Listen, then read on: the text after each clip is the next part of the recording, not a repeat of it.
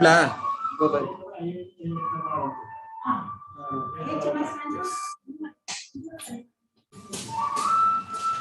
Standard style ಕಾಣಿಸ್ತಿದ್ಯಾ? ಕಾಣಿಸ್ತಾ ಇದೆಯಾ? ಮೈಸೂರು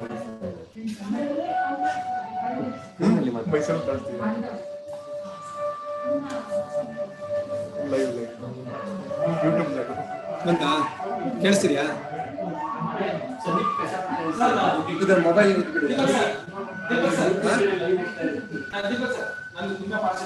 ಕೇಳಿಸ್ತಿದ್ಯಾ? ನೀಟಾಗಿ ಕೇಳಿಸ್ತಿದ್ಯಾ?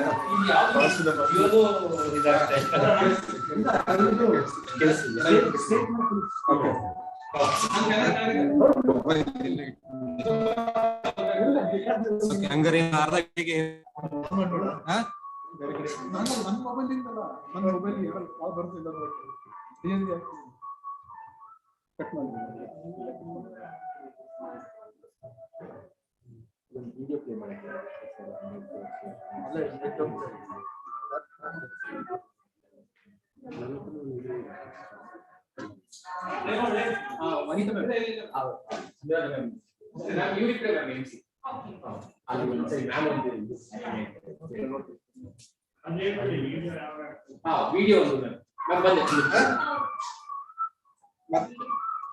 ನಿಮ್ಮ ವಾಯ್ಸ್ ಯಾವ್ದ್ರಲ್ಲಿ?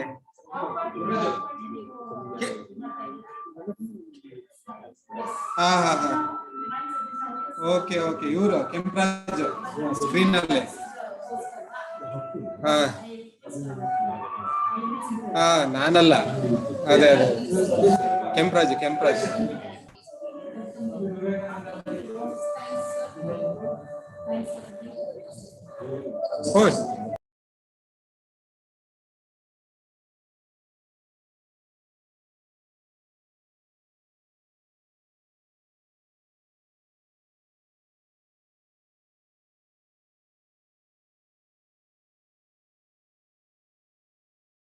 ಅಲ್ಲ ಸಾರಿ, ಇಲ್ಲಿ ಮ್ಯೂಟ್ ಮಾಡ್ತೀನಿ.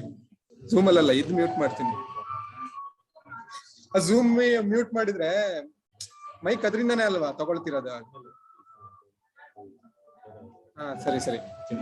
ಈಗ ನಾವು ಈಗ ಮಾತಾಡ್ತಿರೋದು ಕೇಳಿಸ್ತಿದ್ಯಾ ನೋಡಿ?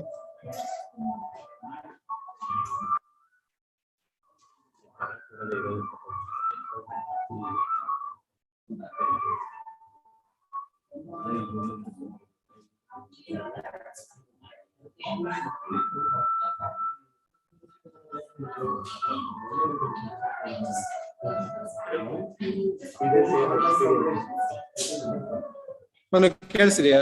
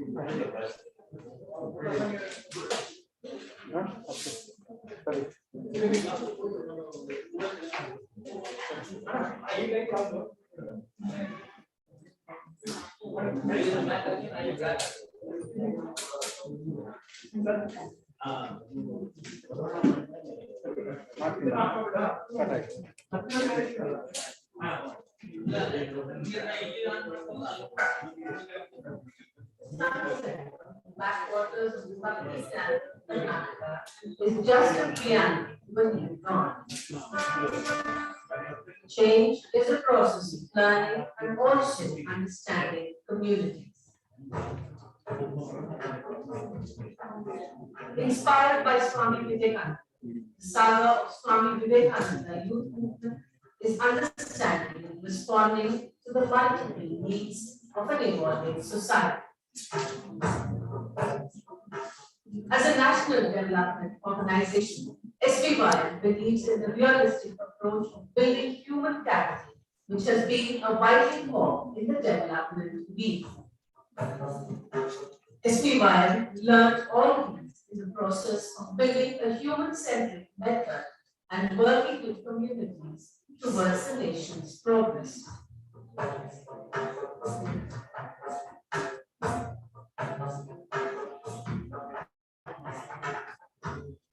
With their beginnings in the little hamlet Brahmagiri in 1984, took care for the medical needs of the tribals and a 12-bed hospital at Ketchnari. The founder doctors of SBY soon realized it was not just dispensing of medicine, but a more holistic approach that was needed. They learned the dynamics of knowledge sharing and managing them to augment the new and sustainable culture without compromising on their own roots. Today, SBY has redefined development, addressing not only every need of the community, but also building a secure social capital for the nation's future. Inspired by the ideas, Tyaga, sacrifice, seva, service, and the message of national reconstruction by young educated Indians, Swami Vivekananda reformed Swami Vivekananda Youth Movement in December 1984. From a small organization rendering ethical, rational, and cost-effective health services to rural India, they are now evolved to becoming one of India's leading development organizations. We at the Swami Vivekananda Youth Movement believe in creating the human and social capital that the nation needs, and we are convinced that this will result in huge economic consequences for all. The 80-bed multi-speciality Vivekananda Memorial Hospital in Sarpur is a beehive of activity, giving a shape to SPY's dream of an ideal community. Hospital with its modern facilities draws people from nearby areas to seek medical relief apart from distant tribals around the area.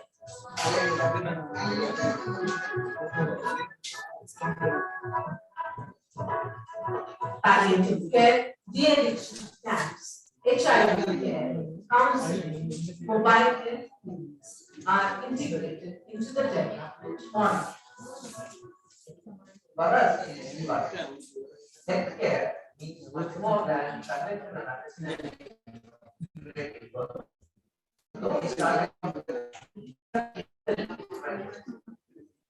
Like physical is actually taught us any lessons. We should understand that healthcare is far more comprehensive, far more pervasive than mere prescription of medical things. Our motto is Vastasya Swasthya Rakshanam. Aturasya Vidana Rakshanam. This means protecting the health of the healthy and alleviating the suffering of those who are ill.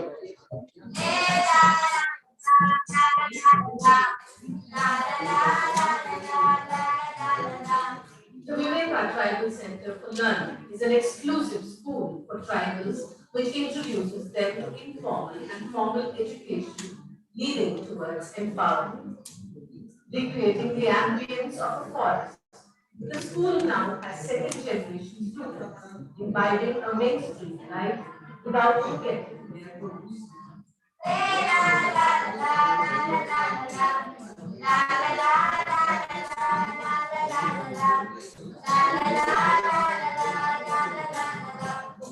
Vocational training helps students think of alternative careers in the future.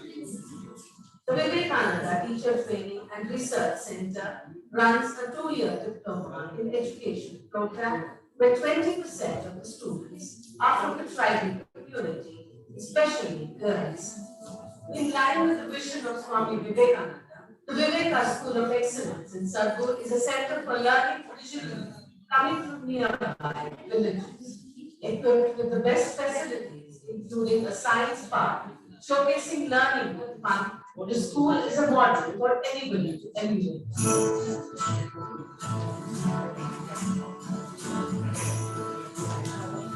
Flame of India, a program committed to provide quality education by helping needy students, is spread across the state. The Viveka Scholar Program provides academic and financial assistance to deprived meritorious students.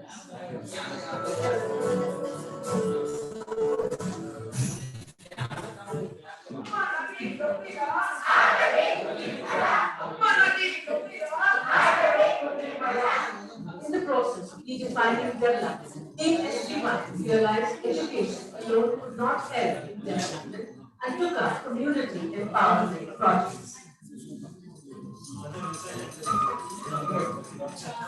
The socio-economic empowerment program (CE) aims at improving quality of life of tribals and communities through micro-level planning, self-help groups, self-employment activities, providing basic infrastructure and bridging the gap between the community and government have successfully helped to build a secure and sustainable environment in these communities. Generally, a community able to send the message of development. Realize provided education services are not enough to realize the needs of creating people. Drivers would be trying all the livelihood due to forcing intervention to increase the habitat, the forests. They are the demand, women, and among families. Growing trust and awareness among these people about the social, economic, and cultural issues help us understand that this would be a model for way forward. Daily advice develops leaders to continue the work of nation building. SPYM has tied up with the University of Mysore to give a first ever 2-year master degree course in development management.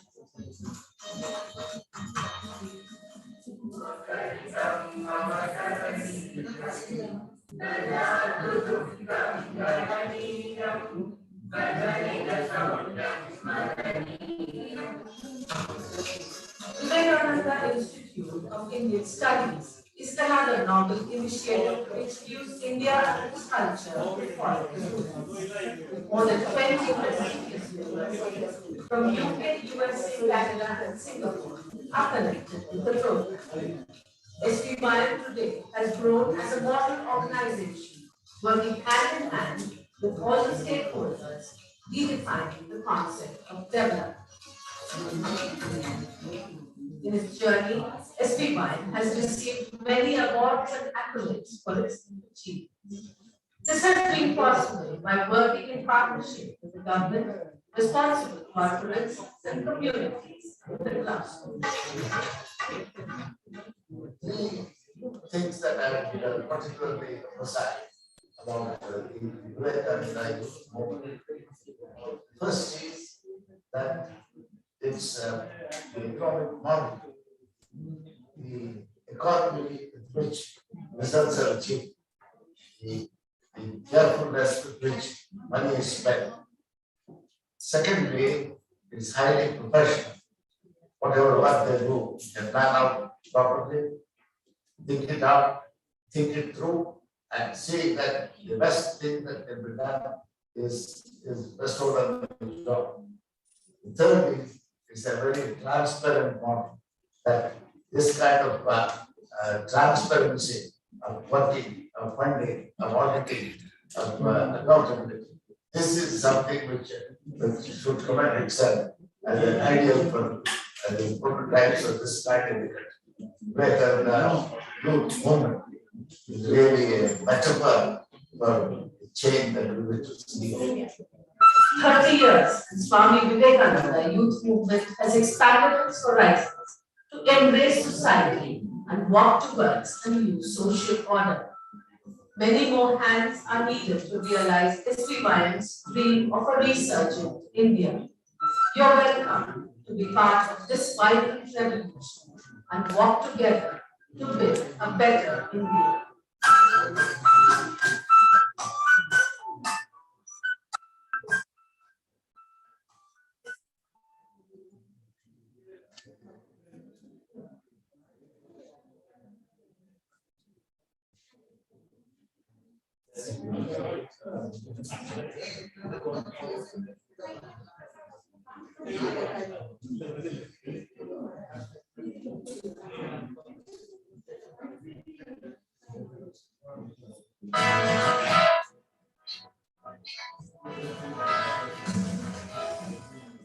ಭಾರತಕ್ಕೆ 100 ಕೋಟಿ dose ಲಸಿಕೆ ಗುತ್ತಿಗೆ ಪೂರೈಸುವ ಸಾಧನೆ.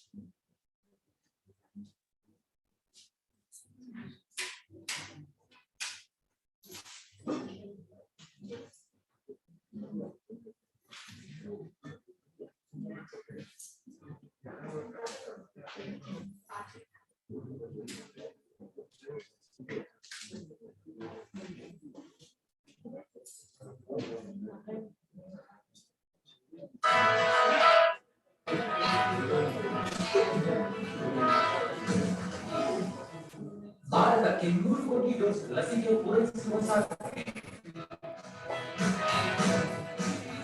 ಕರ್ನಾಟಕಕ್ಕೆ 6 ಕೋಟಿ dose ಲಸಿಕೆ ಯಶಸ್ವಿಯಾಗಿ ಪೂರೈಕೆ ಮಾಡಿದ ಹೆಮ್ಮೆ. ತಗ್ಗುತ್ತಿದೆ ಕೊರೋನಾ ಆತಂಕ. ಕೊರೋನಾ ವಿರುದ್ಧ ಭಾರತದ ಸಾಧನೆ. ಕೋವಿಡ್-19 ಮಹಾಮಾರಿಯಲ್ಲಿ ನಮಗಿರುವ ಪ್ರಮುಖ ಲಸಿಕಾ ಅಸ್ತ್ರದ ಸದ್ಬಳಕೆ, ಜನ ಸಮುದಾಯದ ಭಾಗವಹಿಸುವಿಕೆ ಹಾಗೂ ಅವಕಾಶಗಳ ಸದ್ವಿನಿಯೋಗ, ಆರೋಗ್ಯ ಹಾಗೂ ಕಾರ್ಯಕ್ರಮದ ನಿರಂತರ ಶ್ರಮ ಹಾಗೂ ಛಲ ಬಿಡದ ಪ್ರಯತ್ನದ ಫಲವಾಗಿ ಇಂದು ರಾಜ್ಯದ ಜನರ ಆತಂಕ ಕಷ್ಟಗಳಿಗೆ ದೊರೆತಿದೆ. ಇದು ವಿಜಯದ ಪಯಣ. ಮೈಲಿಗಲ್ಲುಗಳು ಹಲವು, ಪ್ರಯತ್ನ ನಿರಂತರ, ಗೆಲುವು ಖಚಿತ. ಲಸಿಕಾಕರಣದ ಹಂತಗಳು. ಆದ್ಯತೆಯ ಮೇರೆಗೆ ಆರೋಗ್ಯ ಕಾರ್ಯಕರ್ತರಿಗೆ ಲಸಿಕೆ.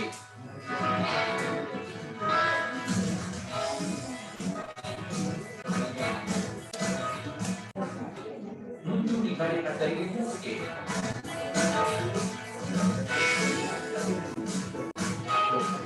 60 ವರ್ಷ ಮೇಲ್ಪಟ್ಟ ಎಲ್ಲ ಹಿರಿಯ ನಾಗರಿಕರಿಗೆ ಲಸಿಕೆ.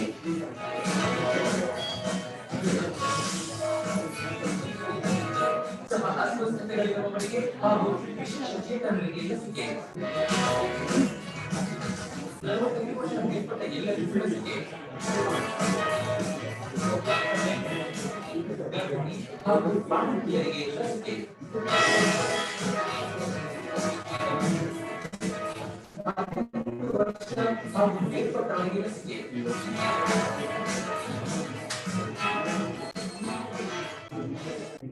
ಕಾರ್ಯತಂತ್ರಗಳು ವಿಶೇಷ ಸಮುದಾಯಗಳಿಗೆ ಆದ್ಯತೆ ಹಾಗೂ ವ್ಯವಸ್ಥೆ ವಿಶೇಷ 360 ಡಿಗ್ರಿ ಸಂವಹನ ಮಾರ್ಗಗಳ ಬಳಕೆ ಹಾಗೂ ಅನುಷ್ಠಾನ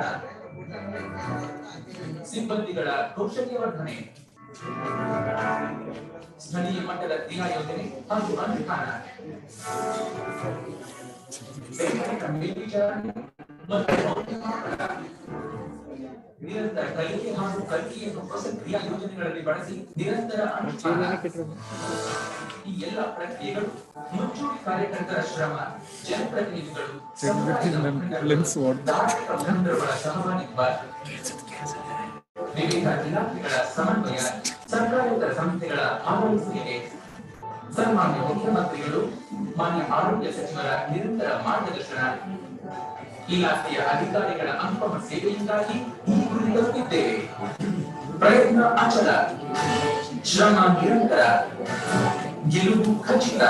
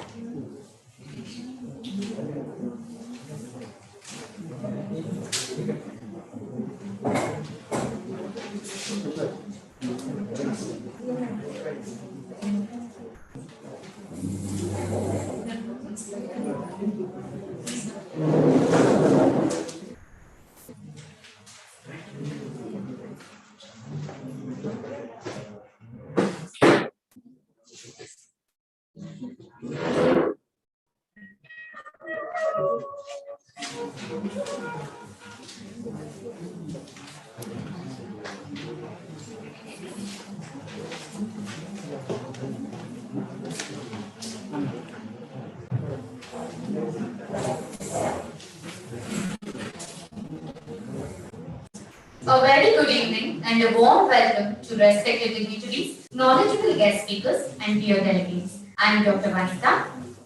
Myself Dr. Maitri. Feel honored to welcome you all on behalf of SBYM in collaboration with IMA and UNICEF for the continued medical education on present COVID-19 updates. Now I request Dr. Pradeep Kumar Sir, Secretary IMA, Bengaluru branch, to give the welcome speech for the gathering.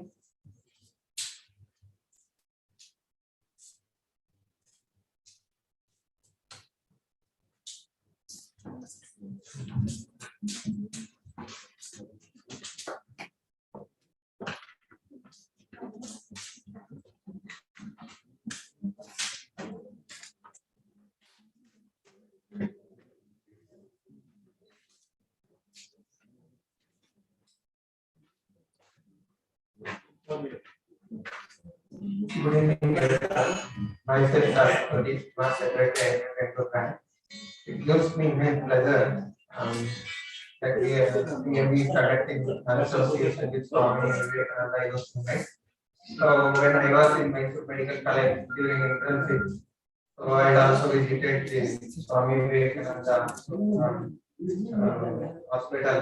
So usually in community medicine posting they used to send. They are doing very good social service, and from my side I really hats off you sir for all the organizers of this Swami Vivekananda Youth Movement. Today everyone knows that our CMA, so chief guest is Dr. M.K. Sudarshan, Chairman Technical Advisory Committee, and also Director KIMS Bangalore. I request Dr. Sudarshan sir to come on the stage. Sir, I would like to welcome you from IMA Bengaluru Bank and also from Swami Vivekananda Youth Movement. Now, next the guest of honor, Dr. Rini P.R., Deputy Director Immunization, Department of Health and Family Welfare Department, Bangalore. Welcome, madam. Next, I would like to welcome Dr. Nagaraj NT, Surveillance Medical Officer, WHO, NBSP Unit, Bangalore. So, welcome you, sir. Next, I would like to welcome Dr. Daniel Chauhan, Community Health Head, Swami Vivekananda Youth Movement. Welcome you, sir. Next, I would like to welcome Mr. Manoj Sir, Consultant UNICEF, Karnataka. Welcome, sir. Next, I would like to welcome our President, Dr. Anuradha Parmeshwar, IMA Bangalore branch. Welcome you, madam. Next, I would like to welcome my colleague and also the Secretary, IMA Bangalore branch, Dr. Satyavati, to the dais. Welcome you. I would like to welcome all the IMA Bangalore branch members, EC members, and the students, and all the participants who had came today for this CME. Welcome you, Aneta. Thank you. Thank you. Long live IMA.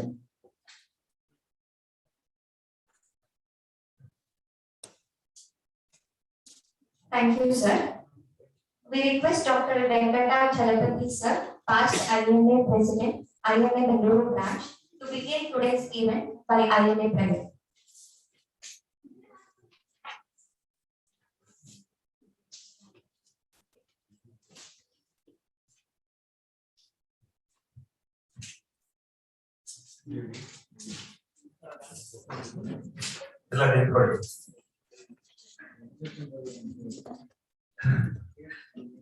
ನಾನು ಹೇಳ್ತೀನಿ ಎಲ್ಲರೂ ಹಂಗೆ ಹೇಳಿ. ಎಲ್ಲರೂ ಸಂತೋಷವಾಗಿರಲಿ, ಎಲ್ಲರೂ ಆರೋಗ್ಯವಾಗಿರಲಿ, ಎಲ್ಲರೂ ನೋವಿನಿಂದ ಮುಕ್ತವಾಗಿರಲಿ, ಎಲ್ಲರೂ ದುಃಖದಿಂದ ಮುಕ್ತವಾಗಿರಲಿ, ಎಲ್ಲ ಆಕಾಂಕ್ಷೆಗಳನ್ನು ಮೀರಿ ಗುಣಪಡಿಸುವವರು ನಾವಾಗಿರಲಿ. ನಾವು ವಯಸ್ಸು.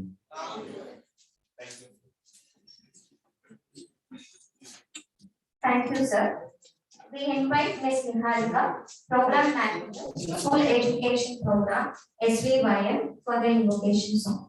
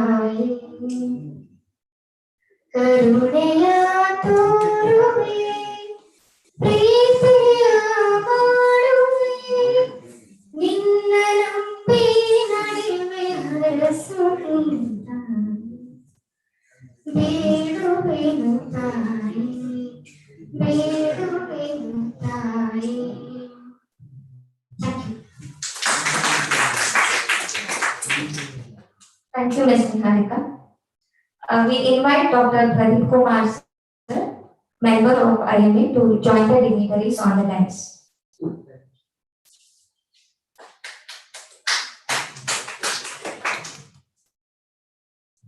Om Asatoma Sadgamaya, Tamasoma Jyotirgamaya, Mrityorma Amritangamaya. Take us from the false to the truth, from darkness to light, from death to eternal life. Requesting to the dignitaries on the dais to light the lamp.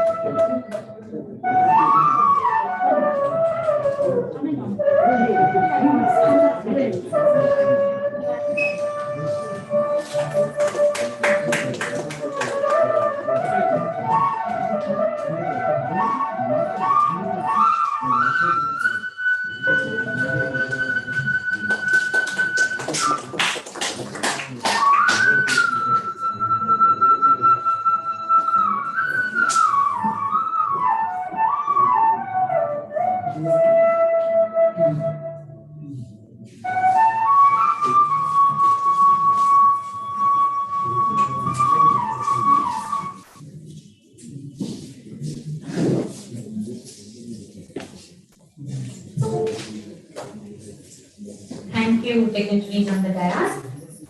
Now I request Shri Kulkarni sir to introduce the chief guest of the occasion, Dr. N.K. Sudarshan sir. Shri Kulkarni sir is advisor and well-wisher of Swami Vivekananda Yoga.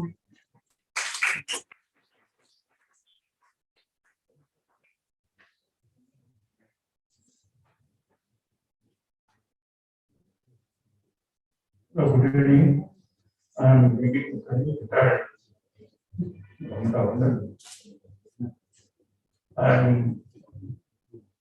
I'm asked to introduce Dr. N.K. Sudarshan. I don't want to give any medical award, medical qualifications and all that. He's an asset to first primarily for government of Karnataka and the Karnataka Health. My association with him when I was in BBMP as a joint commissioner, we were facing a lot of problems in regard to state house. We were facing a lot of problems, and that was the moment people were so much scared and afraid of coming out of their houses. It is in 2007. Mr. Jairaj was corporation commissioner. What to do to overcome the problem of menace of dog bites? And it was a horrible situation, and Bangalore being a very elite and enlightened city, and the people were very much afraid. And at that time, Dr. N.K. Sudarshan was, he came to our rescue. He himself volunteered and he said, I will study, and he's a national level rabies, as well as national or international level, I don't know. And he said in 1 month time, he gave us what is the methodology, how we should overcome this problem of rabies due to dog bites. And we implemented whatever suggestions he gave. just like that, without questioning, without inquiring further. And the problem was solved in a period of 3 months when we adopted methodology suggested by Dr. Subhash. It was the greatness of Dr. Subhash. For about 10, 12 years, I was not, I was remembering him and I did not have his phone number. Last year in the month of December, when Dr. M.K. Subhasan's name was very much heard regarding technical advisory committee to deal with COVID problem in Karnataka. And our chief minister and our government of Karnataka, they were interested in about Karnataka, not at a national level. Then I, with difficulty with my BJP doctor friends, I got his number and I telephoned him. After on BB Kulkarni, I was in BBMP. I was a joint minister in charge of the health, and you rescued us from becoming very, very unpopular in Bangalore because of dog bites. My question is, I am very happy that you are technical advisory committee chairman for COVID management. That he said, ನಾನೆಲ್ಲ ಹೇಳ್ತೀನಿ ಸರ್ಕಾರದವ್ರು ಮಾಡೋಕ್ಕಿಲ್ಲ ಸರ್ಕಾರದವರು ನಾವೆಲ್ಲ ಹೇಳಿದ ನಂತರ ಅವರು ಯಾವ ಅರ್ಥದಾಗ ತೋರ್ತಾರೋ ಏನು ಅಂತ ನಾನು ಕೇಳಿದೆ ನೆಕ್ಸ್ಟ್ ಅಂದ್ರೆ is COVID coming to an end or it is we are still in for trouble? Our wait for the March. Wait for the March. Our projection is in the month of March, the second wave is more serious than the first wave. Then there is a solution. ನಾನು ಮಾತು ಕೇಳಿದ್ರೆ ಸರ್ಕಾರದವರು ಅದ್ರ ಪ್ರಕಾರ ನಡ್ಕೊಂಡ್ರೆ possible to overcome and now we have to work together, government of India, government of Karnataka, vaccine and our habits, and social distancing. Allah ಪ್ರಕಾರ ನಾವು ಹೇಳಿದಂತೆ March ಮತ್ತೆ second wave ಬಂತು. Second wave was so serious. He had predicted 3 months earlier. In the month of December only, he had told ಸರ್ಕಾರದವರು ನಮ್ಮ ಮಾತು ಕೇಳಿ ಅವ್ರ ಪ್ರಕಾರ ನಡ್ಕೊಂಡ್ರೆ we are safe. Otherwise, we are in trouble. In April, May, June, there were queues for ambulances and funeral grounds, and people have spent lakhs of rupees for ICU beds, oxygen beds, and all. And I'm talking a little more because it's all connected. Dr. M.K. Subhasan is okay, I want to tell what my feelings are for public health. The corporate hospital, public health. He's talking about public health. And we have lost very, very precious lives because of COVID. And in my village, a teacher, his 2 sons have come to Bangalore. They are in IT line. That teacher has served for 40 years in one school. Such a great soul. He came here. He traveled from one son's place to another son's place in bus, and he was affected by COVID. And we were not able to get, in spite of my good contacts with all hospitals and all that, he did not get oxygen bed in the best known, one of the best known hospitals in St. John. Very humane approach they have, but we did not get. He lost. He died in just 24 hours. That way, ಅದಕ್ಕೆ ಸರ್ಕಾರದವರು public doctor Sudarshan ನಾವು ಕೇಳಬಹುದು. Our advice is we have to take it very seriously. And organizations like Swami Vivekananda Youth Movement, I am associated with them. I am very happy to say that I am associated with them. And they are doing excellent job. And our school education program in Swami Vivekananda Youth Movement, and the schools are closed. schools are not working. The entire staff working for the school education program, they have used for COVID. And one morning, when one plumber who did some work for some data on this moment also, he did not have a job, he did not have money, he did not have a skill. And that was the situation. He came, sir, give me 500 rupees. At least I can have food in the afternoon. Then I went to SB and Savita is our finance director. I just told her this situation. Then she told, we are distributing a food kit. We are distributing oxygen concentrate. Okay. And they are doing wonderful job. And because of their good work is done in Sargor, some two NGOs, our very senior doctor, and he is one of officers, Dr. M.R. Sita is here. And some two organizations came forward for oxygen plant. Each costs about 80 lakh rupees. They have given. One is implemented already. And all the NGOs and government sector, private sector have come forward and do this kind of thing. For these organizations, Dr. Sudarshan is an inspiration. I admire Dr. Sudarshan, and I am very happy to say that I don't want to introduce more than this. He is a living legend in virology at the national level and international level. He is with us, he is in our city, who takes care of Karnataka, and then at all India level. I thank him for having come. He has come here and he has participated in NGOs and was communicating on this movement and himself and IMA program. And I salute him. Thank you.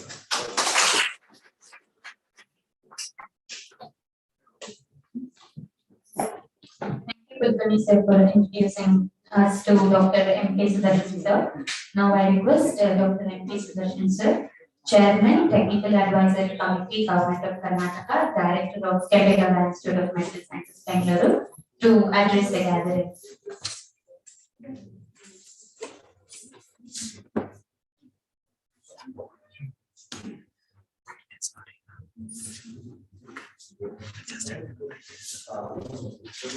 Dr.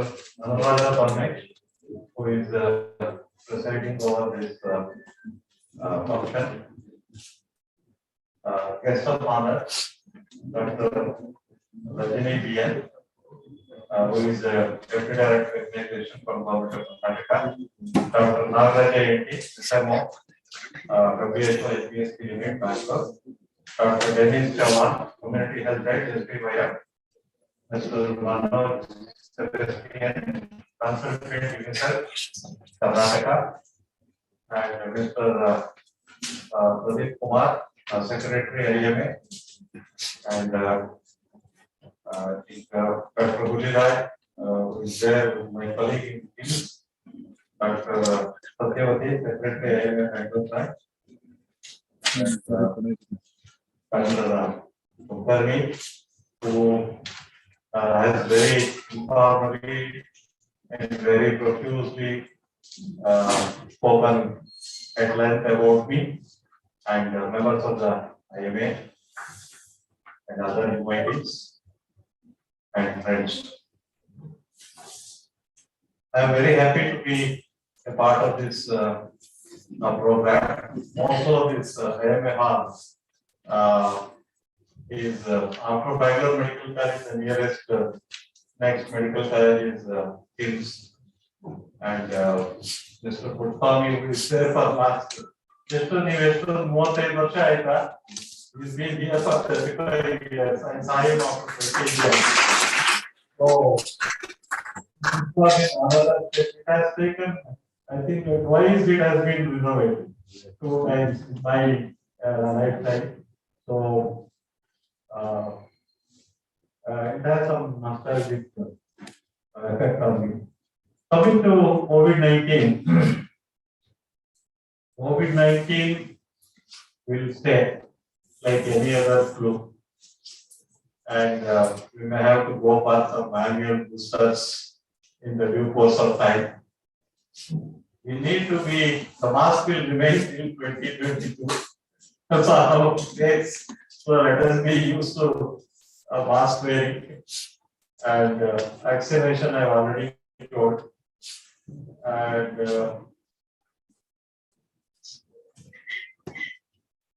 see, it is a kind of a game between man and the virus. That's all. So virus will attack when the man is there. When the man disappears, the virus also appears to disappear, but somebody will be carrying it and it will again recirculate. So this will go on. So we should accept to live with it. But the human nature is, we are more pleasure driven. See outside, go to Paris grounds and have a look at it. I think it is a revenge celebration. 2020, 2021, they have missed it. So they are compensating for all that was missed in 2020 and 2021. Unless we learn to behave ourselves and conduct ourselves, we are in for trouble. If you have read the papers, if you have seen the TV, some strain somewhere is emerging, and one of the best source of my information is WhatsApp. Lot of information come. Only I need to be careful of the source and the content. By and large, they are reliable. Only have to be careful.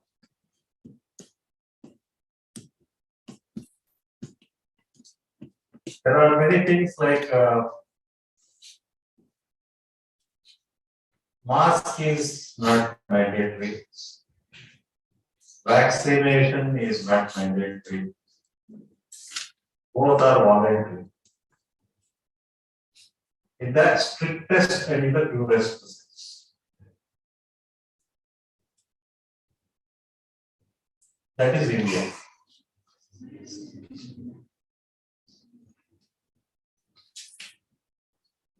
RTI has revealed that mask is not mandatory and not enforceable. So we have been enforcing, and even the High Court is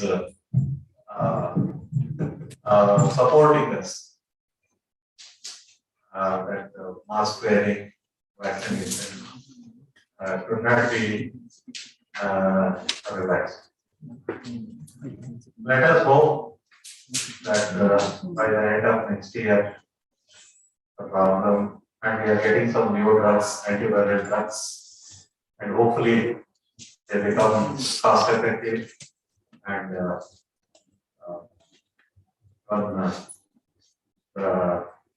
drug gets dispensed in the government hospitals, and slowly just like any other infection, it is acute infection. It is not. So today we have a host of speakers. In fact, they are the program of day one. We advise ಸಲಹೆ ಕೊಡ್ತೀವಿ ನಾವು ಕೆಲಸ ಮಾಡೋದು ಅವ್ರು ಕೆಲಸ ಮಾಡೋದು ನಾವು ಸಲಹೆ ಕೊಡ್ಬೋದು.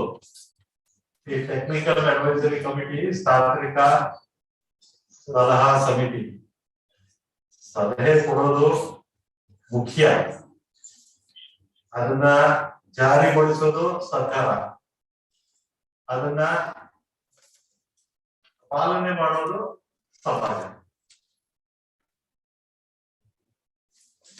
ಸೊ ಎಲ್ಲಾರು ಒಂದು ಸಿಂಕ್ರೋನಿ, ಒಂದು ಹಾರ್ಮನಿ ಒಳಗೆ ನಡೆದ್ರೆ ಸಮಸ್ಯೆ ಪರಿಹಾರ ಆಗುತ್ತೆ. ಇಲ್ಲ ಅಂದ್ರೆ ಸಮಸ್ಯೆ ಜಾಸ್ತಿ ಆಗುತ್ತೆ, ಕಮ್ಮಿ ಆಗುತ್ತೆ, ಹಾಗೆ ಇರುತ್ತೆ. And it goes on. So I will not take much time, and I also request that I may kindly be permitted to leave at 6:45 because there is a technical advisory committee tax meeting at 8, and I have to conduct the meeting, and usually proceedings go the same night. So there are some urgent pressing issues which need to be addressed on Monday. So tomorrow and the day after is official government holidays. So today we do it and then pass it on. Monday they are given to effect. So with this, I thank SBYM, I thank IMA, I thank UNICEF for inviting me to this program, and I wish you all fruitful and successful delivery. Thank you very much. Thank you.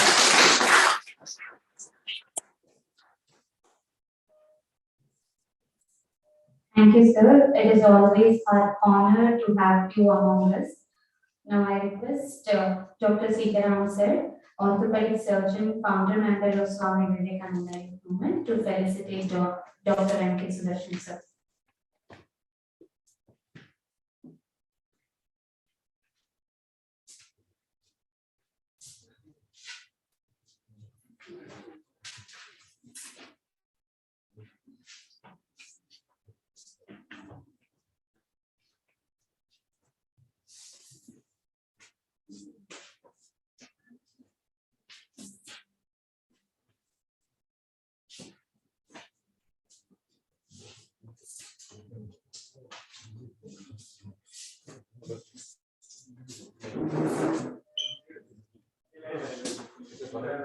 Yeah. I'm very much used to this. I'm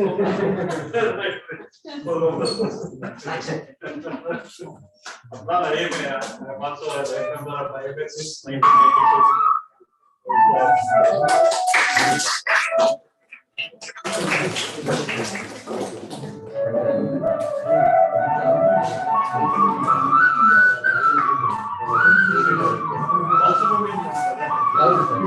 Very good.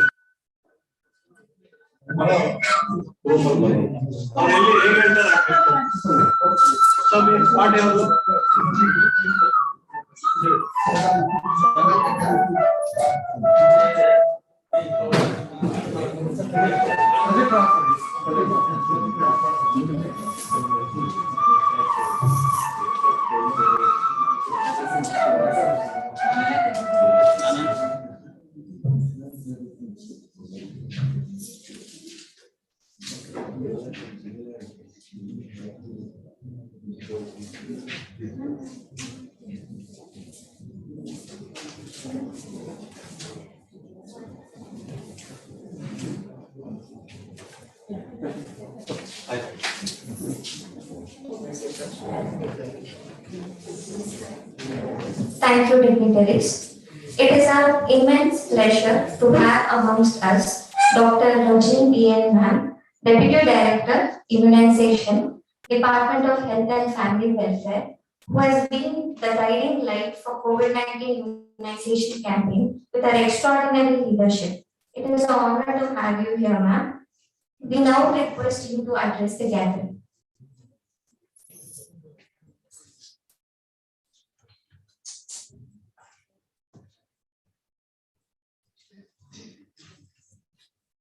Good evening, everyone.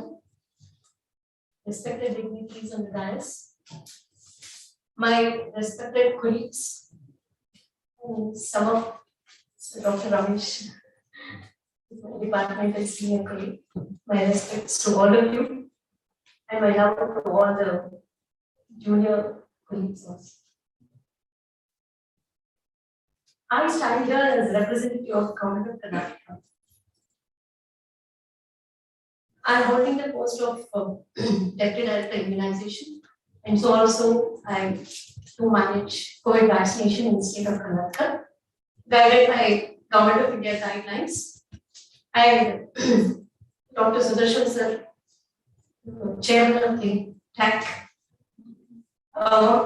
he has been guiding. He said, yes, now principles ಹೇಳ್ತೀವಿ ಮಾಡಿ ಅಂತ implement ಮಾಡೋರು ಇವರು ಅಂತ ನಾವು ಮುಂದಕ್ಕೆ ಹೇಳ್ತೀವಿ ನೀವು ಇದನ್ನ ಇಂಪ್ಲಿಮೆಂಟ್ ಮಾಡಿ ಅಂತ ಅಲ್ಟಿಮೇಟ್ಲಿ ಡಿಸ್ಟ್ರಿಕ್ಟ್ಸ್ ಅಲ್ಲಿ ಮಾಡ್ತಾರೆ. And who is the receiver? It's all of us. We, you, beneficiaries, the community.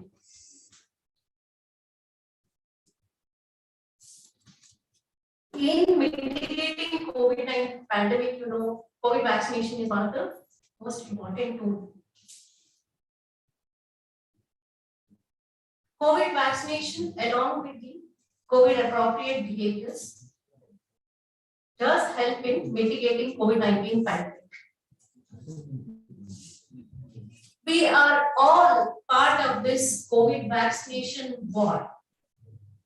The war which we started on January 16th, it was not a easy go through for all of us. And today, with pleasure, we all who are part of this, whether it is government, private, NGOs, anybody, they have all strived and contributed to the achievement what we have today.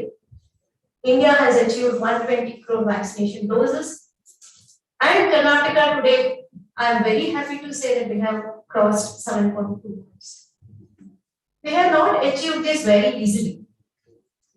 Each and every person, it is not only doctors, it is not only the nurses, everybody has contributed to this. So we are all corona warriors in one sense or the other.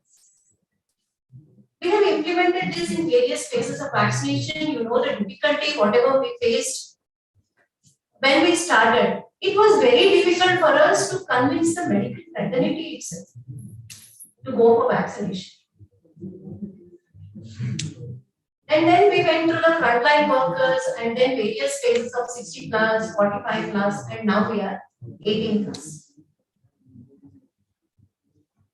Community to a large extent,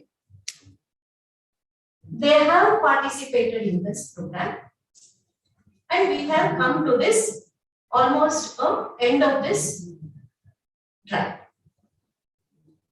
But this last mile coverage is really becoming very difficult to us. I always keep discussing with Dr. Sudarshan sir and all my colleagues and my district colleagues also. The last mile coverage is really very difficult. 90% of first dose coverage and 56% of second dose coverage. And then last 10%, it is very, very challenging for us. So in this platform, I really thank Shri Vivekananda Youth Movement, IMA and UNICEF for inviting me. And I do stand here and request all the fraternity, my medical fraternities, with folded hands.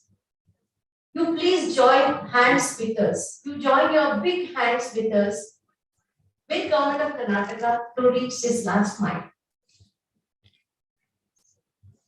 You would be knowing the challenges. All of us are practitioners in some way or the other. We are dealing with patients every day. We are in public contact every day. So whenever we come across any person, the caregivers or whoever it is, let us ask each one whether you have been vaccinated. We have now we are now going through the Harghar Dastak program, which we call it as Mane Manige Lasika Mitra. So initially what we did, People came to our centers. They came in leaps and bounds. We vaccinated them. Now it is time for us to reach their homes, knock their doors, take the vaccines to their houses and vaccinate them. Why? Because at last 10% coverage of first dose and another 44% of second dose, we should be able to reach. Dr. Sudarshan sir was mentioning, unless this COVID vaccination, the 2 doses is complete, we are not safe. We are reading in newspapers every day, the new mutants. Various countries who have achieved so much of progress on the COVID vaccination, they are now facing another bout, another surge of cases, which we don't want to happen. It was really scary. The second wave was really scary. Kulkarni sir was also mentioning bed availability, ambulance. Literally, all of us were in tears. We should not land up in such situation at all. It is difficult for everybody and even for the public health program to bear this burden. We have lost so many lives, we have lost social life, we have lost family life, everything because of this COVID pandemic. In later days, as sir was mentioning, let it become a part of life. Let us follow the COVID appropriate behaviors. But let us get protected ourselves and the community and the people who are with us by these 2 doses of vaccination going by the Government of India guidelines. Let's see whether there is a booster dose or whatever it is. Let us protect ourselves and the community. So I humbly request my fraternity here, the IAP members, whomever you come across in your practice or your daily life, whatever, please pose a question whether you're vaccinated with 2 doses. And please motivate them. As sir was mentioning, the challenges like so many misconceptions, WhatsApp messages, rumors, especially in rural India. They just get carried away. I think Tedros, WHO chief, who has mentioned it, are we fighting the pandemic or are we fighting the infodemic?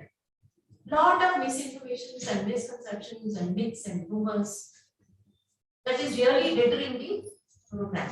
So it should not be detrimental to the program.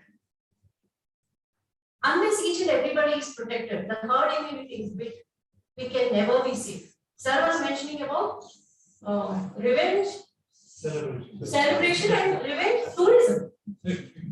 Now, husband between every weekend we are out visiting places, no mask. At least in Bangalore, we can see some mask.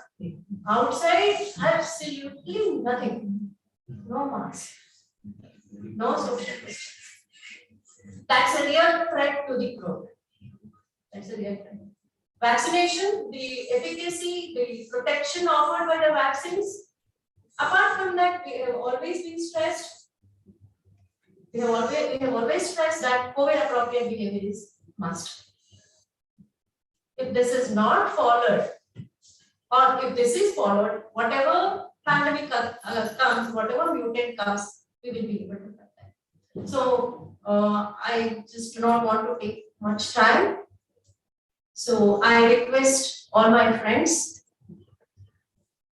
I seek your cooperation in supporting this program. It is my program, your program. It is not a program, it is protecting community and the people. And ultimately, it is the well-being of all human beings. So, my sincere request to all of you to spread this message on COVID appropriate behavior, following that and getting the people vaccinated. That goes a long way in protecting the state and country as a whole. And I do stand here also requesting you for the routine immunization of the children. Not all families or their households can afford the routine immunizations. We have now introduced the PCV vaccine also, which is a quite costly vaccine. And now it's available in the government also. So, whoever can afford, they'll come to you, they'll take the vaccines from your side. whoever is not able to, please refer them to the children. You may be getting the children of construction sites or migrant people who can afford the vulnerable population blocks. Please do cooperate with us in reaching the children to getting them vaccinated, and protecting them from the vaccine preventive diseases. So, with this, I thank the office bearers of IMA, then Swami Vivekananda Youth Movement. I should really appreciate you wholeheartedly, congratulate you for the social service, the enormous social service you have been rendering. NGOs like you have joined hands with us in many of our programs. So we wholeheartedly thank you for this. And also UNICEF, who has been in the forefront for this COVID appropriate behavior and communication messages. So thanks one and all. Thanks for this opportunity.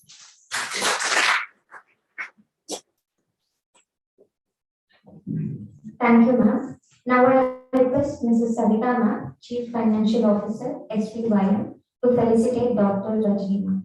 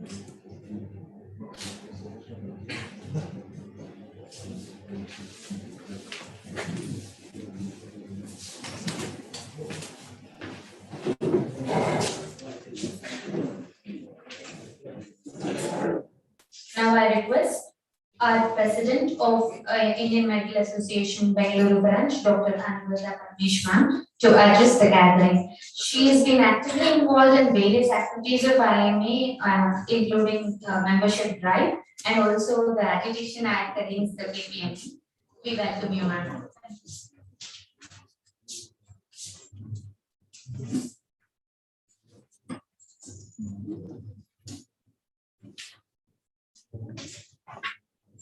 Good evening, one and all.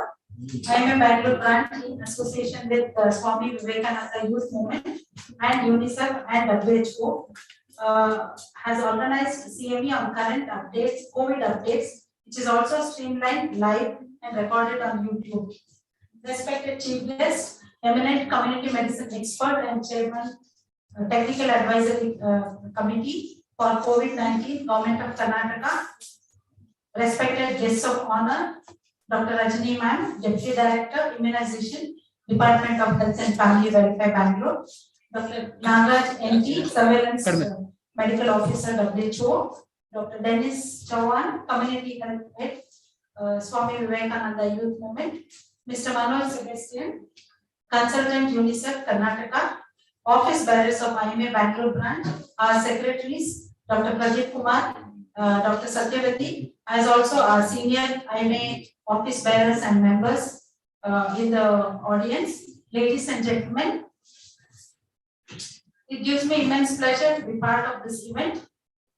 First of all, I would like to thank Swami Vivekananda Youth Movement and our team along with UNICEF and WHO for organizing the CME in view of Swami Vivekananda Jayanti, which is yet to come on 12th January.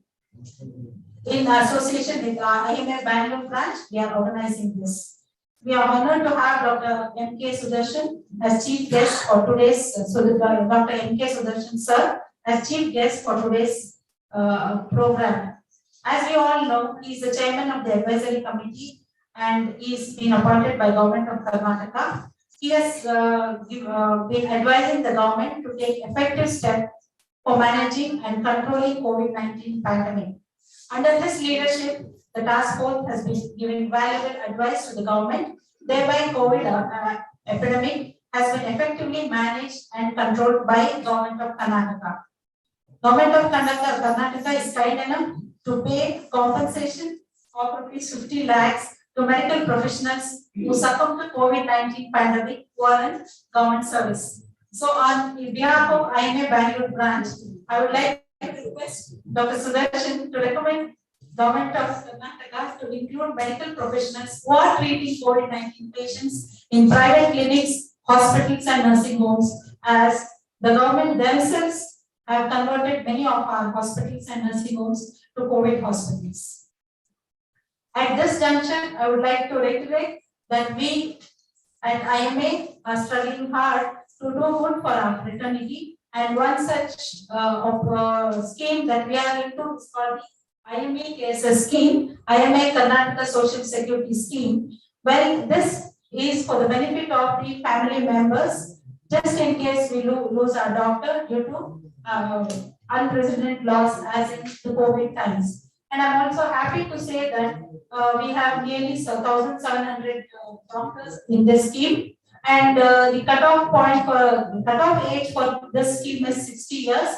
And during the COVID time, we have paid 1.5 times the compensation for doctors of the doctors or family members whom we lost.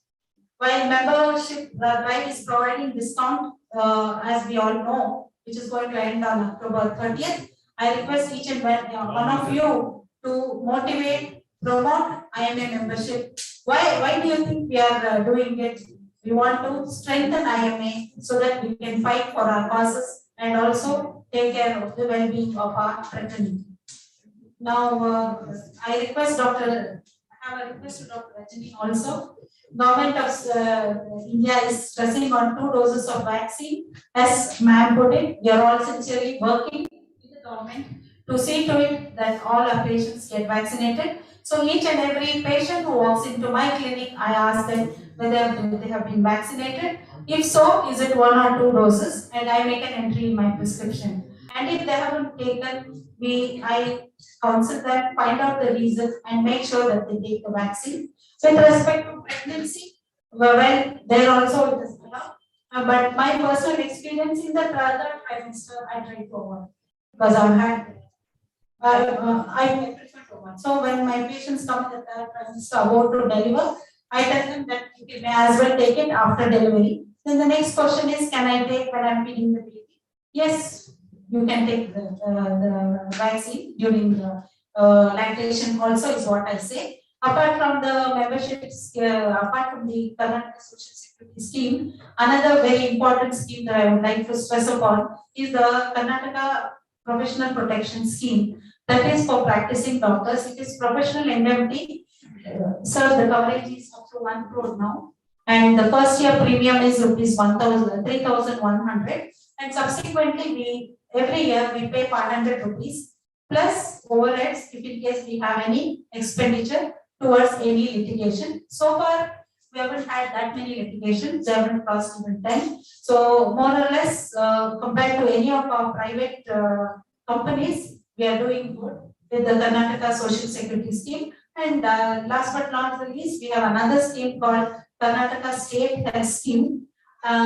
Here, the cutoff for the insurance is 80 years, and all of us, all doctors are eligible for this, and no questions are asked about our health status. Any one of us can enroll into this. All our family members, children, daughter-in-law, grandchildren, all are eligible. And if in case we lose a doctor who is a member, the family members continue to utilize the services.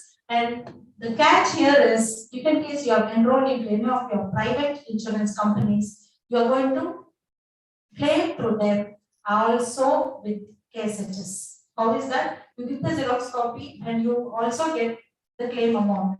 But the limitation as of now is only 2 lakhs. So as of now, we have about 1,300 members in Karnataka state with KPPS, and Karnataka state has scheme nearly 1,000. As we get more number of members, we would definitely be increasing the limit, the expenditure limit. Well, I will fail in my duties if I do not talk a few words about SVY and Swami Vivekananda Youth Movement. Well, I had the opportunity of visiting Sargur way long back, almost 2 decades back, and I was very much impressed with the ambience, and you have a wonderful campus, and all of you are sincerely working for the well-being of tribals, mainly tribals, rural, urban, and vulnerable community. I'm very happy about it. It was founded in 1984, nearly 37 years back, as a development organization engaged in building new civil society in India. And they transmit the value of truth, non-violence, and non-violence, sacrifice, and service. They have their office in JP Nagar, and 3 doctors are the founders for this, of which we have with us Dr. Sitaram in the audience. Sir, namaskar. Thank you. Yes. And along with him, we have 2 other founders. Both are Dr. Balasubramania, and one of them is our so I had the opportunity of visiting Sargur. I appreciate also the services of Dr. Dennis Chavan, founder member of the organization, Dr. Sitaram, Dr. Balram, UNICEF representative, Dr. Muliraj, HOD, Pulmonary Medicine, KIMS. So finally, and before I end, I would definitely want to speak a few words about what we are doing at IMA Bangalore branch. Well, the membership drive is going on. We are strengthening ourselves. We are updating data of our members, making sure that all the members are updated with information. We are all working against mixopathy. In mixopathy, the latest that I would like to share with you is the papers at the center have not moved at all, and they are still stagnant. That means our IMA headquarters president said that we have won 50%. Now we have to see that those papers are withdrawn. Only then we can call ourselves to be victorious. So friends, I remind you again, make sure that you and me do not use any of those allopathic drugs, and we do not train or teach. No, sorry, sir. I'm extremely sorry, I take my word back. So we are all allopathic doctors. I have due respect for other systems of medicine. Definitely, I respect other systems of medicine, but let's not mix up is what we are all trying to do. And another development with us is the women doctors wing. At the headquarters, 2 important messages we have got for the past 3-4 years. After the Belgaum Chalo movement, where we protested against the stringent rules for KPME, that was also removed. So that was in 2017. Subsequently, 2 important steps IMA headquarters has taken. One is to encourage women doctors amongst us, so that they, because they are all backed out, so they made sure that we have a separate women doctors subcommittee. We are not separate from IMA. We are part of Indian Medical Association to encourage and make sure that all women doctors also become active. We have the women doctors wing. So in Bangalore also last year, Dr. Jayanti, Dean PMCRI, inaugurated our women's wing. So we are also working as women doctors wing, doing more activities. Then we have a lot of camps. We consistently have CMEs and webinars throughout the year. Last year, we got almost 2 lakh rupees to our funds through webinars and CMEs in IMA Bangalore branch. We continue to update our knowledge through webinars and CMEs, and of course, we are working on the membership drive, encouraging each other. And the other important step that headquarters has done is activating and making our medical students active. So our medical students wing was inaugurated last month, and amongst the whole India, in Bangalore, our Karnataka team, almost 2 lakh doctors have registered into this medical students network, and we had each and every representative from different colleges. Almost 60 colleges are there now in Karnataka. All of them had come for this. That is another achievement of ours. And in Karnataka, we are also Karnataka State Branch. We are the writers. So the Kannada Barahara Sangha is also doing well. So we are in, we never knew the what to say, proficiency, hobbies of our doctors. Yes, our doctors are also good writers. So we have another committee for that itself. So I would like to conclude telling that in order to strengthen hands of IMA, in order to work for the welfare of medical fraternity, let us utilize the membership scheme and see that we all come together under a common umbrella, that is Indian Medical Association.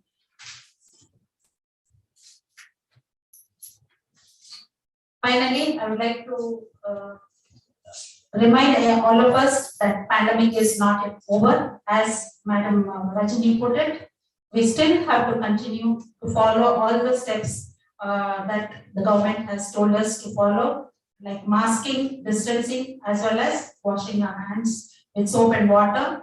And last but not the least, the fourth one is again a reminder for all of us that we need to be vaccinated. We need to get all our people vaccinated. Thanks.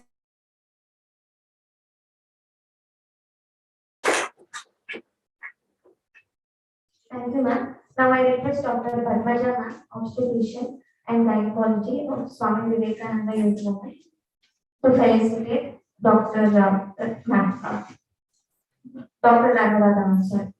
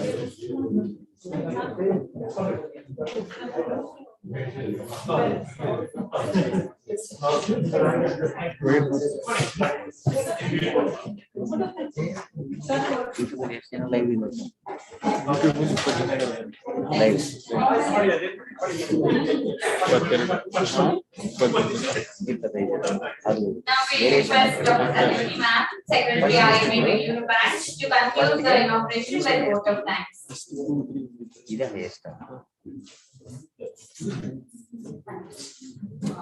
I have Dr. N. Sudarshan, Chairman, Executive Advisory Committee, Government of Karnataka, and Director of MITS, to have graced the occasion and have given his words of wisdom to us. Thank you, sir.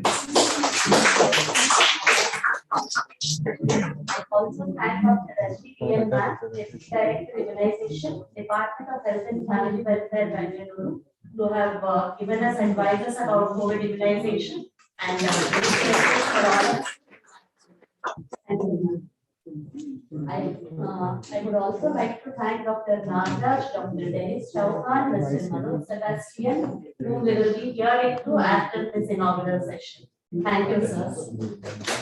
And I would like to thank our president, our very dynamic president, Dr. Anuradha Parmesh, who has been motivating us through webinars, theories, and classes. Thank you, ma'am. I would also like to thank our secretary, Dr. Pradeep Kumar, and our EC members, vice presidents, everyone who have come to this hearing. Thank you all. And I would like to thank all the delegates who have attended this program.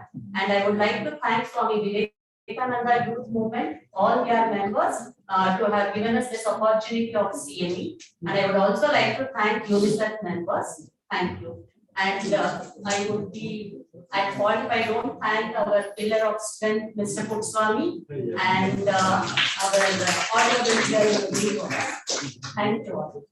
Now, may we proceed to the national anthem. I request everyone to stand up.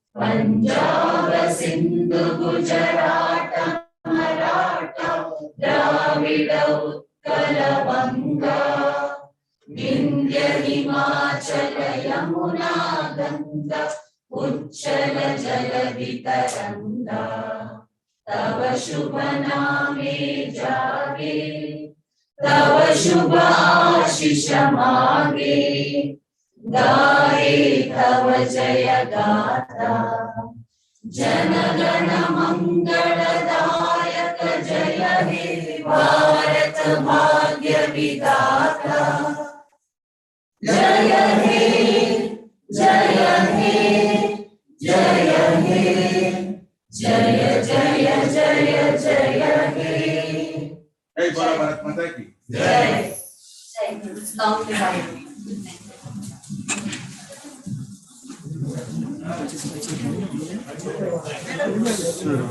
22 still I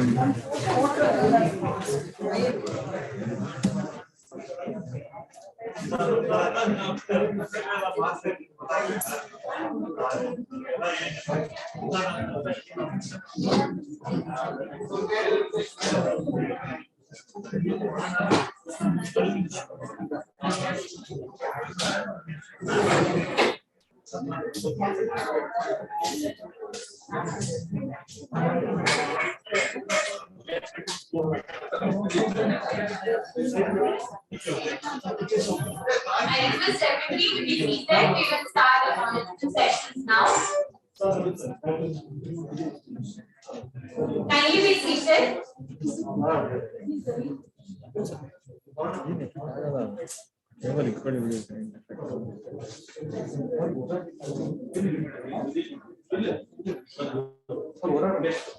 As quoted by our beloved late APK Abdul Kalam sir, learning gives creativity, creativity leads to thinking, thinking provides knowledge, knowledge makes you great. So here we are presenting our CME with that first session of today's events. Epidemiology of COVID-19 by Dr. Nagaraja NP sir, Surveillance Medical Officer, World Health Organization, NPST Unit, Bengaluru.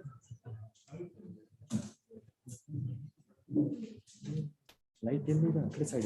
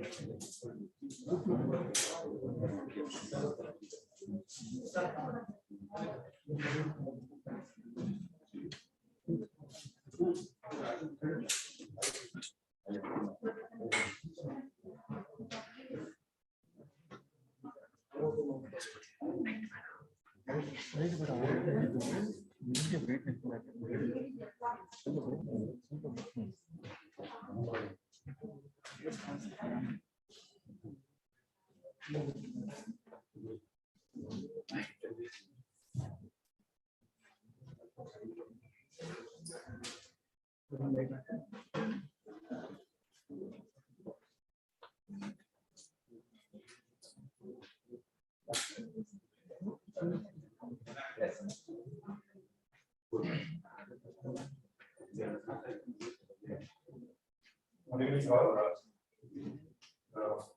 Thank you very much for the invitation. without giving a just a short on, we have kind of all the topics.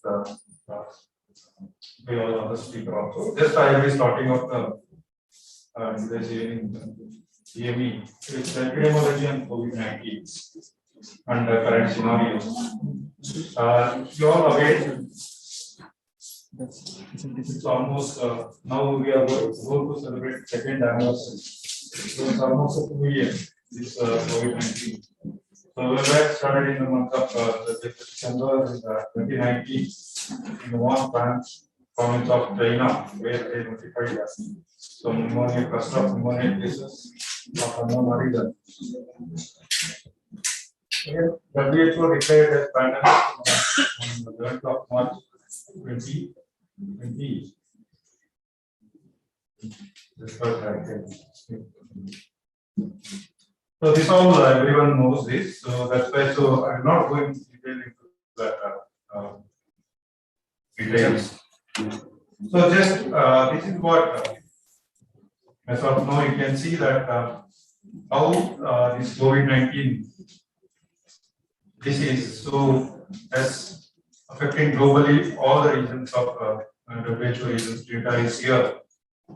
How the waves, research, COVID search has come in waves.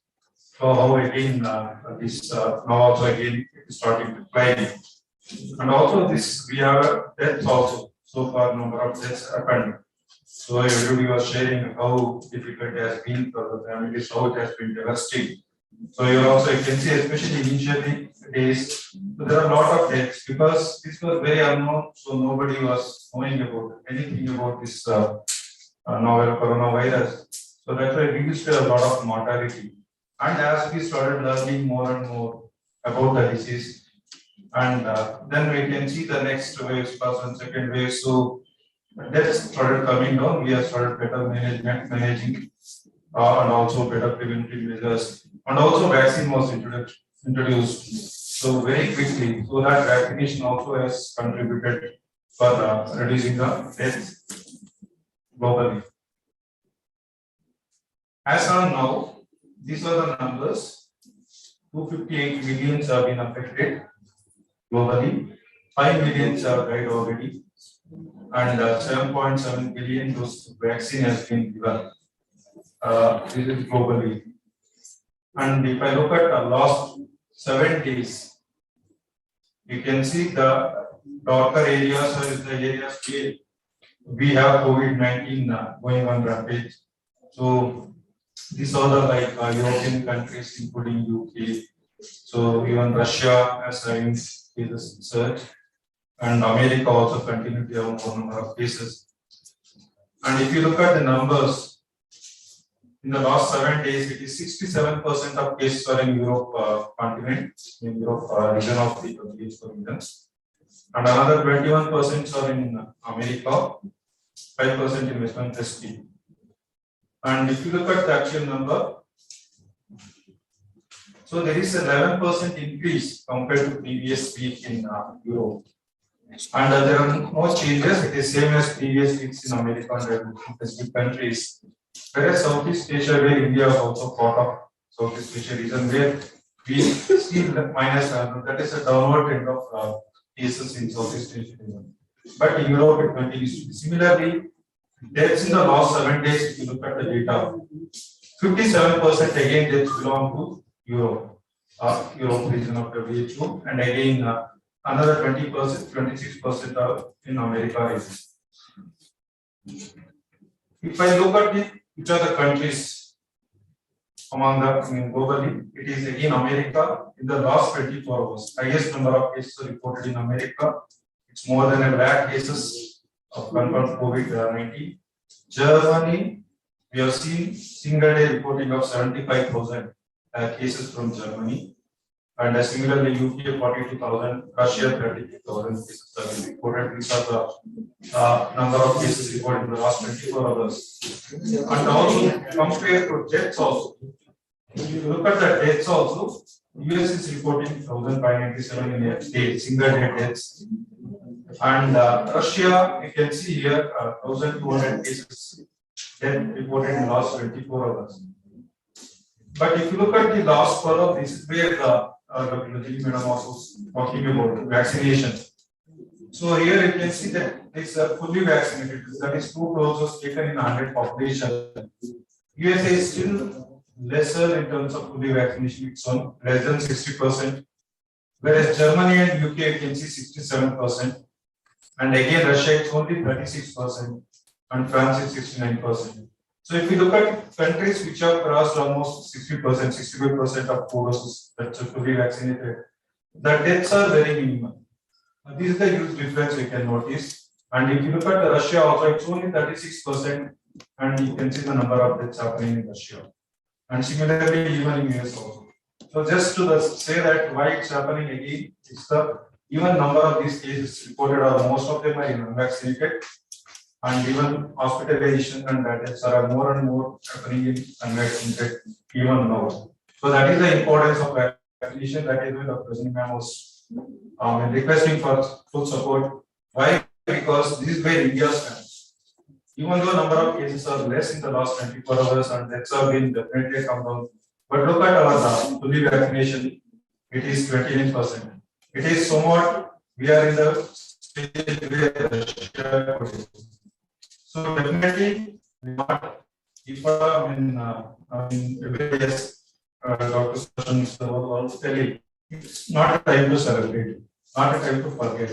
It is in fact we should be even more cautious, even should be more precautions should be taken because we are not yet fully. So we are definitely it's still long way to go. We need a lot of support in vaccination and mobilizing the people to complete 2 doses.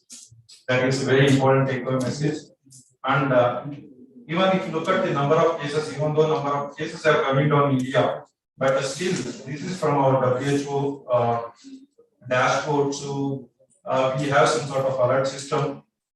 We can see even there are pockets of districts or states where our alert level is red, that's highest risk. Especially for Karnataka, you can see we are surrounded by Kerala, which is still in level 4 alertness, and also some of the districts in Maharashtra.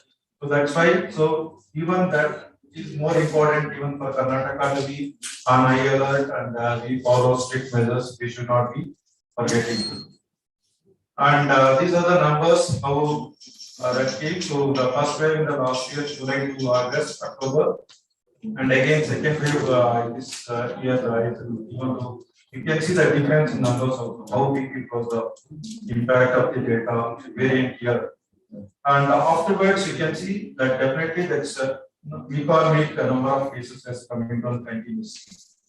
So this is as well Karnataka is concerned, and even districts within the Karnataka also. There are this again. It's a dynamic data, keeps changing every week on even one indicator changes out of this color, but it's just alertness. So just to be all, to design alert, there are still many districts. We have columns. There will be. We need to maintain COVID appropriate behavior, and we need to continue our vaccination quickly. And a small update on variant because everyone knows so importance of variants. So here. Again, what is variant of concern? So it is very simple definition. I think you all are aware. Just I want to reiterate 1 or 2 points here. Just it is one with as per the working definition. This is the variant. It's already variant of interest, which has demonstrated to be associated with one or following changes, like there will be increasing transmissibility, or increasing vigilance, or changing clinical presentation. So these are the ones which have been classified as variant of concern. And here you can see there are 4 variants of concern globally. You are aware, I believe. So it's alpha, beta, gamma, and delta. These are the 4 variants of concern. And if you look at these 4, even though there are 4, but it is the delta variant which is causing havoc globally. And if you can see this graph, it's alpha, nothing is there. It's only you can see 0.1%. Whatever government, the WHO has got the genomic sequencing 8,42,000 samples. So 99.8 are delta variant. It's only 0.1% is gamma, alpha, and beta. So it is basically globally it is the delta which is causing havoc right now. And what is variant of interest? So these are, it's not determined, but it's only predicted or known to have, increase the characteristic of increasing transferability. We don't have data yet on this. So that they are kept under the variant of interest. So here only two are there right now. So that's a lambda and mu variant. And now we also have another entity called as variants under monitoring. So here, these are only suspected. We don't have any data. So evidence is not there that this impact is clear or not. So they have been kept under variants of under monitoring. And in this list, you can see what today I think you all come to know about advisory from Government of India also. And so this is B1, B.1.529 variant. This is under monitoring, but it's already shown to have a lot of mutations, especially in the region of spike. That is very, very important because anything happens in the spike protein, that is where all our vaccines are working. So that is really worrisome. So, but we don't have any data right now. Definitely that is why it is, and also R0, I mean, it is still very preliminary reports. They are saying it's almost like 2. So even for data, R0 was around 1. So which had such a rampant spread. And this is almost like, if it is 2, we can just imagine, I mean, how much more transferable this variant will be. Hopefully, we are waiting for further details on this. So just to control, so control of SARS, as Dr. Sudarshan was telling, we have to deal with this corona or COVID. But again, control is very important, and all it depends on the infection prevalence and also these variants. So what are the circulating variants currently, and also rate of growth or decline in the incidence, and what are the types are especially control measures every country uses, and the speed of vaccination is very, very crucial. And especially targeting and uptake of vaccine among high risk groups. So, and also vaccine effectiveness and acceptability in the population. These are the things which control actually. And in this regard, I want to reiterate what Dr. Niswar already. Another aspect has been campaign has been sponsored by the Government of India, and we have crossed 124 vaccination doses in India, and Karnataka also has crossed 7 crore vaccination.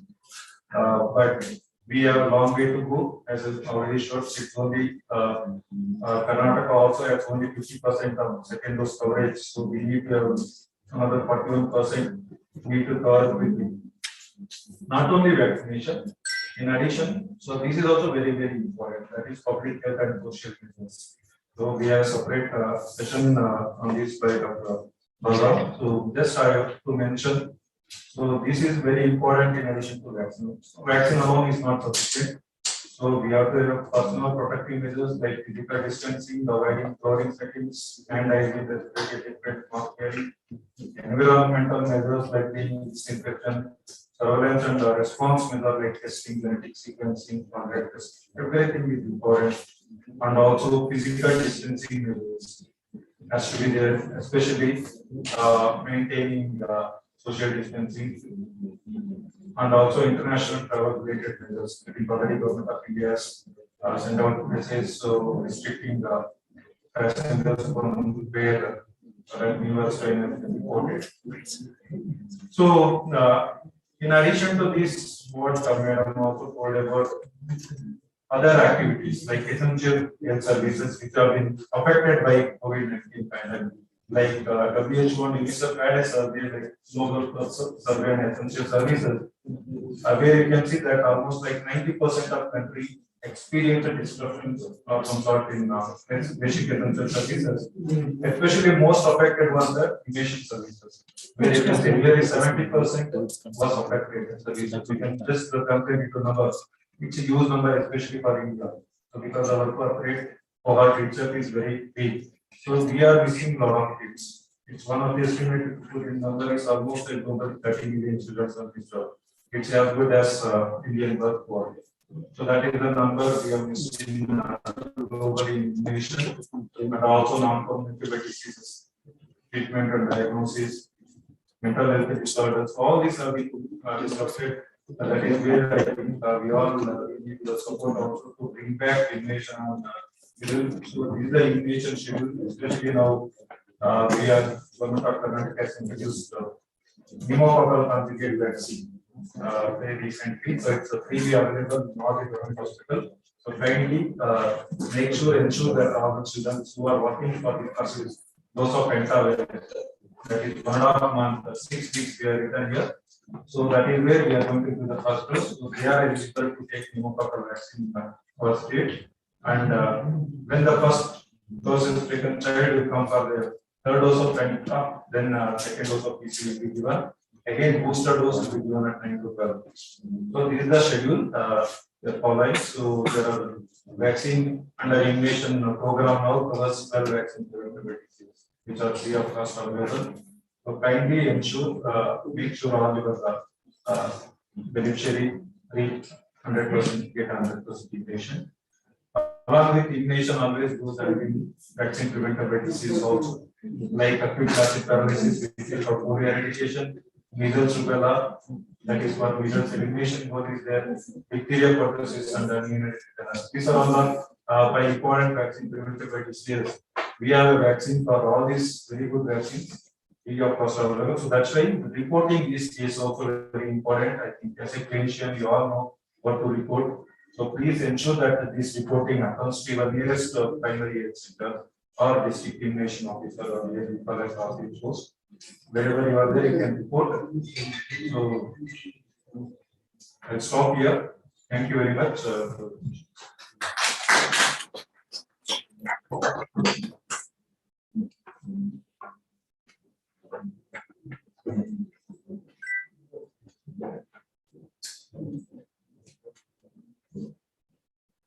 Thank you, sir. Now I request Dr. Anuradha ma'am to present a token of gratitude to Nagaraj sir from our everyone.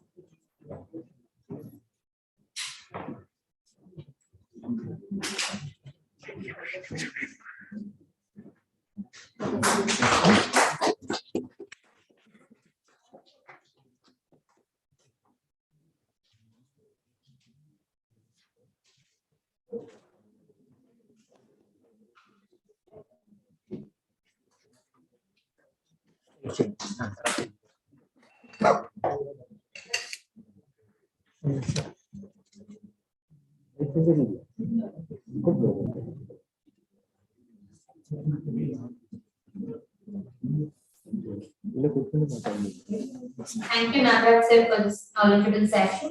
Now I call upon Dr. Dennis Chauhan sir, Head of the Community Health Activities from Vivekananda Youth Movement, for our next session on COVID-19 approach in rural areas.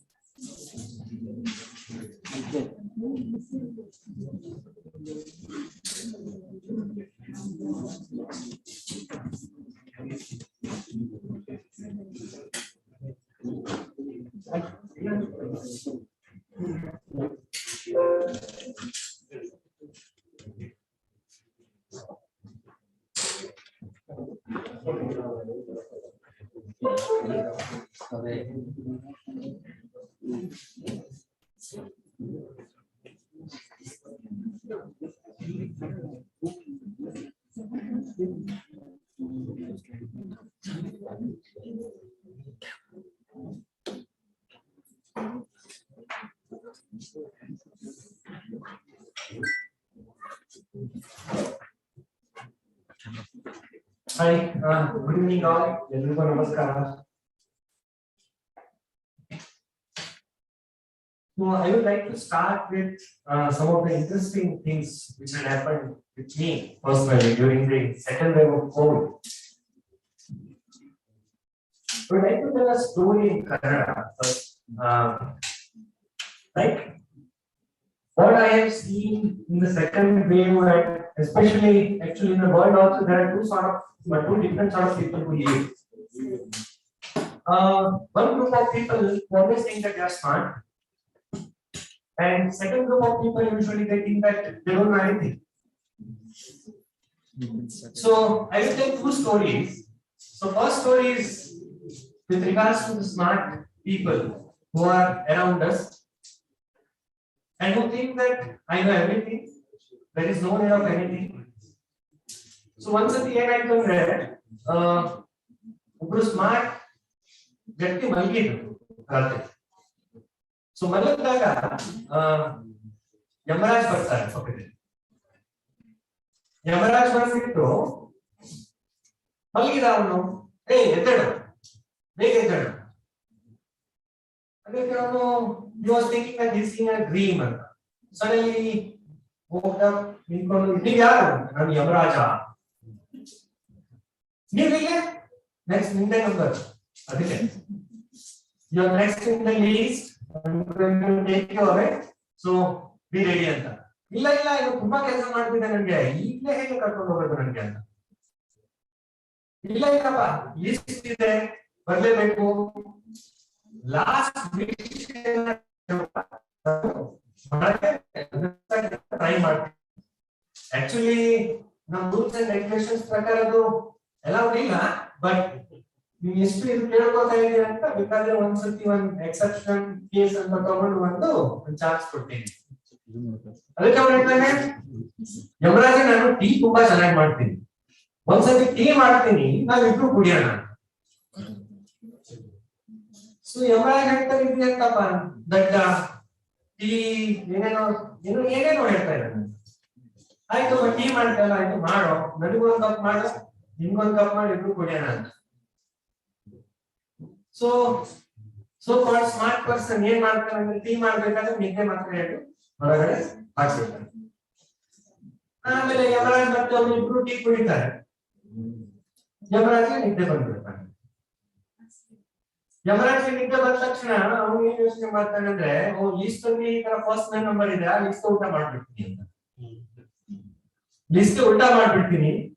So ಯಾರು last ಅವ್ರು fast ಆಗ್ತಾರೆ, ನಮ್ಗೆ ಏನು 2-3 ವರ್ಷ ತನಕ tension ಇಲ್ಲ. So Yamraj ಸ್ವಲ್ಪ ಆದ್ಮೇಲೆ ಎದ್ದೇಳ್ತಾರೆ, ಬಿಟ್ಟು ಆಹಾ ಒಳ್ಳೆ ನಿದ್ದೆ, ಈ ತರ ಟೀನೇ ಕುಡ್ತಿಲ್ಲ ನೋಡ ನಾನು, ಒಂದ್ ಕೆಲಸ ಮಾಡೋಣ, ನೀನ್ ಇನ್ನೂ 3 ವರ್ಷ ಇಲ್ಲೇ ಇರೋ, ನಾನು ಉಲ್ಟಾ ಇಂದ ಶುರು ಮಾಡ್ತೀನಿ ಅಂತ. So this is a one story which personally I have seen, like personally means not directly, but this sort of people, like they always feel that I know everything, nange ella gottu. So I think there is no need of worry or anything else. The second group of people, so or whom we call as tribal, now tribal anta karithivi avarna, but I think they are the more spiritually evolved souls for me personally, which I have seen them directly, indirectly I have heard about them. I would like to just share a small experience of mine. So I was in a tribal hamlet, and always when we go to tribal hamlet, we always tell the women to, hey, come to hospital for delivery, come to hospital for delivery. Still there are some of the Bahubalis who just deliver in the home. Nani yaak barbeku? But one woman actually from the Jain Purva communities, there is a sentence about Jain Purva, they come under particularly vulnerable tribal group. This is the nomenclature given by Minister of Tribal Affairs, Government of India. So in India there are 75 such tribal communities, so Jain Purva comes under one of them. So mobile ಹೋಗಿದ್ವಿ, ಒಂದು lady ಸಿಕ್ಕಿದ್ರು, ಗರ್ಭಿಣಿ ಅಂತ ಗೊತ್ತಾಯ್ತು, ಅಮ್ಮ ಆಸ್ಪತ್ರೆಗೆ ಬಾ. ಆಯ್ತು ಸರ್ ಬರ್ತೀನಿ. ಬಂದ್ರು, ಸ್ಕ್ಯಾನಿಂಗ್ ಮಾಡಿಸಿದ್ರು, ಗೊತ್ತಾಯ್ತು ಟ್ವಿನ್ ಅಂತ. ಟ್ವಿನ್ ಅಂದ್ರೆ ನನಗೆ ಟೆನ್ಷನ್ ಜಾಸ್ತಿ, ಯಾಕಂದ್ರೆ ಟ್ವಿನ್ ಅಂದ್ರೆ ಡೆಲಿವರಿ ಹಾಸ್ಪಿಟಲ್ ಬರ್ಲೇಬೇಕು, ಇಲ್ಲ ಅಂದ್ರೆ ಏನಾದ್ರು ಹೆಚ್ಚು ಕಮ್ಮಿ ಆದ್ರೆ there is a chance of maternal death. So ಕೇಳಿದಾಗ ಡೆಲಿವರಿ ಪೇನ್ ಬಂತು, every week I was giving the reinforcement what we call. So she came to hospital. Hospital ಬಂದ್ರು, ಇಲ್ಲ ಸಿಸೇರಿಯನ್ ಸೆಕ್ಷನ್ ಮಾಡ್ತಾರೆ ಅದಕ್ಕೆ, ಇಲ್ಲ ಇಲ್ಲ ಯಾರು ಕರ್ಕೊಂಡು ಬಂದಿದ್ದಾರೆ ವೆರಿ ಫಸ್ಟ್ ಅಂತ. ಸೊ ಗೈನಕಾಲಜಿಸ್ಟ್ ಹತ್ರ ಕರ್ಕೊಂಡು ಹೋಗಿ ಆಬ್ಸ್ಟೆಟ್ರಿಷಿಯನ್ ಹತ್ರ. So she was refusing, no surgery, ಇಲ್ಲ ಇಲ್ಲ ಮಾಡಲೇಬೇಕು ಸರ್ಜರಿ, ಯಾಕಂದ್ರೆ ಮಕ್ಕಳದು ಅವ್ರ ಒಳಗಡೆ ಮಕ್ಕಳಿಗೆ ಅದೊಂದು ಪೊಸಿಷನ್ ಸರಿ ಇಲ್ಲ, ಸೊ ಪ್ರಾಬ್ಲಮ್ ಆಗ್ಬೋದು, you have to go to the surgery. ಇಲ್ಲ ಇಲ್ಲ ನನಗೆ ಆ ಡಾಕ್ಟರ್ ಹೇಳಿದ್ರೆ ಮಾತ್ರ ನಾನು ಮಾಡಿಸ್ಲಿಲ್ಲ ಅಂತ ಮಾಡಿಸಲ್ಲ. ಯಾರು ಕರ್ಕೊಂಡ್ ಬಂದ್ರು, ಇವ್ರು ಕರ್ಕೊಂಡ್ ಬಂದ, ಪಾಪ ಕನ್ವಿನ್ಸ್ ಮಾಡಿ. So I convince she listened. ನೀವು ಹೇಳ್ತೀರಾ ಅಂದ್ರೆ ಮಾಡಿಸ್ತೀನಿ ಪರವಾಗಿಲ್ಲ. Finally, Siddharan section done. Two beautiful and cute female babies. Had gone home after a couple of days. So every Friday I used to play with both the daughters. Like as of my own daughters, like this is how the primers are. So I used to play with them. Penta 1, Penta 2, Penta 3, everything given. And in 4th or 5th month when I had gone there on one of the Fridays, all were crying in front of the home. Hatra hogi nodidre, we had lost one baby. So when child was dead already, nodidre severely dehydrated. ಯಾಕೆ ಬಂದಿ ನಮ್ಮ ಆಸ್ಪತ್ರೆಗೆ? ಇಲ್ಲ ಇಲ್ಲ ನನಗೇನು ಬರಬೇಕು ಅಂತ ಅನಿಸ್ಲಿಲ್ಲ, ನನಗೆ ಬಂದಿಲ್ಲ, ಹೋಗಿಲ್ಲ ಒಂದ್ಸತಿ ಇಲ್ಲಿ ಹತ್ರದಲ್ಲಿ ಕ್ಲಿನಿಕ್ ಅಲ್ಲಿ ಏನೋ ವಾಸಿ ಆಗಿಲ್ಲ, ಬಾಲಕರ ಅಂತ ಗೊತ್ತಾಯ್ತು. ಸೊ ಹತ್ರದಲ್ಲಿ ಟೆಂಪರರಿ ಹೋಗಿದ್ದೆ. So first time she had gone, ಸ್ವಲ್ಪ ರಿಕವರಿ ಆಗಿದೆ. Second time when she had gone once again, so Thursday evening she had gone, Friday early morning 5 o'clock the child had died in the temple itself. So I was just I did just some consolation to her, and I came out from the group. Suddenly it flashed me that hey, where is the second child? ಎರಡನೇ ಮಗು ಹುಡುಕಕ್ಕೆ ಶುರು ಮಾಡಿದಾಗ ಕೇಳಿದಮ್ಮ ಎರಡನೇ ಮಗು ಎಲ್ಲಿ? ಅಲ್ಲೇ ಬಿಟ್ಕೊಂಡಿದ್ದೆ, ನೋಡ್ಕೆ ಅಂದ್ರೆ ನೋಡಬಹುದು. I gone and seen the child severely dehydrated, only 3 to 4 hours left ಅಂತ ಹೇಳ್ಬೋದು. Immediately I fluids ಕೊಟ್ಟಿಲ್ಲ ಅಂತ the child is also going to die.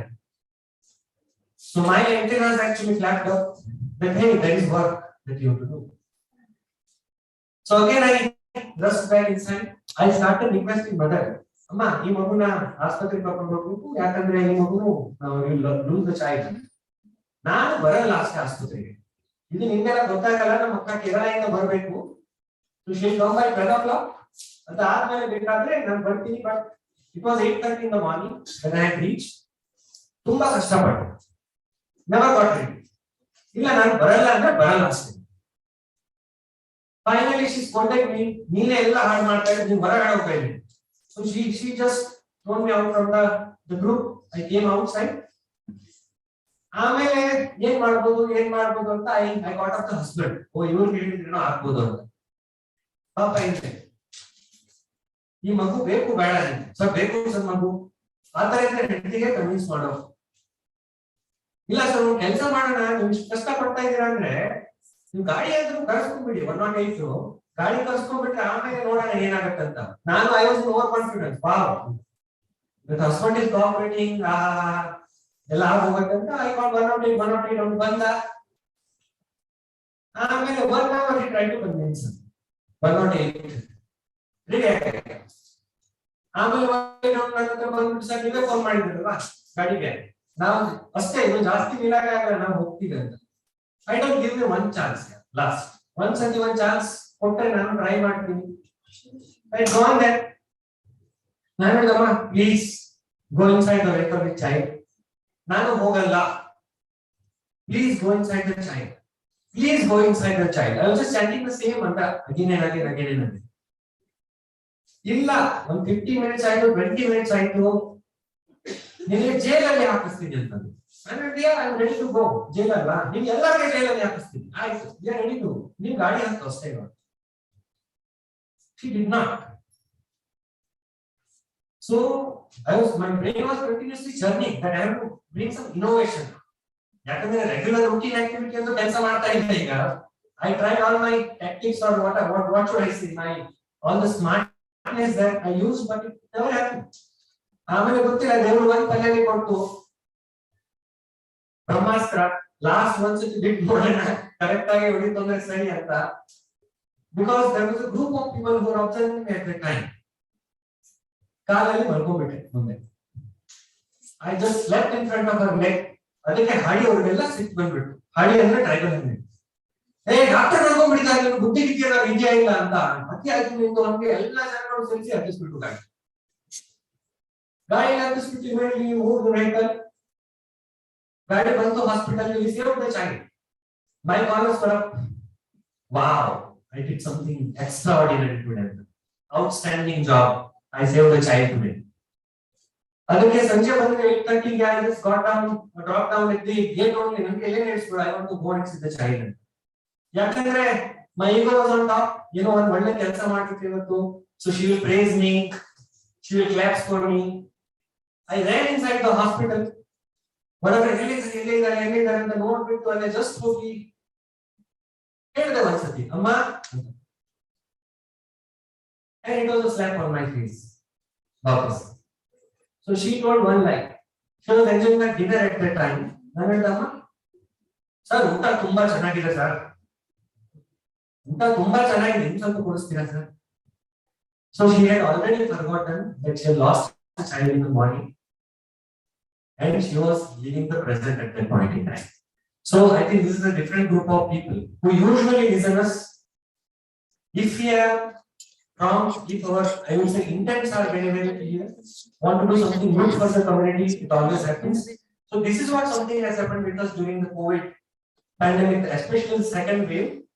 And these are some of the photographs those I have actually put here in the beginning. If you can see, you know, many of the activities actually tried out during the second wave of COVID, especially in the rural area. I was just studying with well oxygen cylinders, and I had to bring oxygen from the Mysore. Now in Bangalore, the oxygen is available from oxygen center to home. That's all. But I have to travel minimum 3 hours, like 1.5 hours going to Mysore, standing for 45 minutes, filling the cylinders, coming back. So nearly 6 cylinders empty, sand. 6 cylinders empty, sand. So it was a whole lot of, I would say, struggle during that time. But somehow actually it came up so well. I never imagined actually the entire group of people in the hospital, the community staff, they were like, you know, they were 24/7 and they were really fighting the war. Then actually my confidence goes up, and actually many of the activities those who designed that we started with home care, which came up very well. And the regular services, which we can never ever forget. So regular services has to happen. If we just focus on the COVID, who will look after the other things?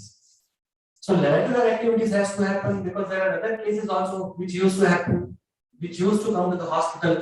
So these are some of the activities that we tried out.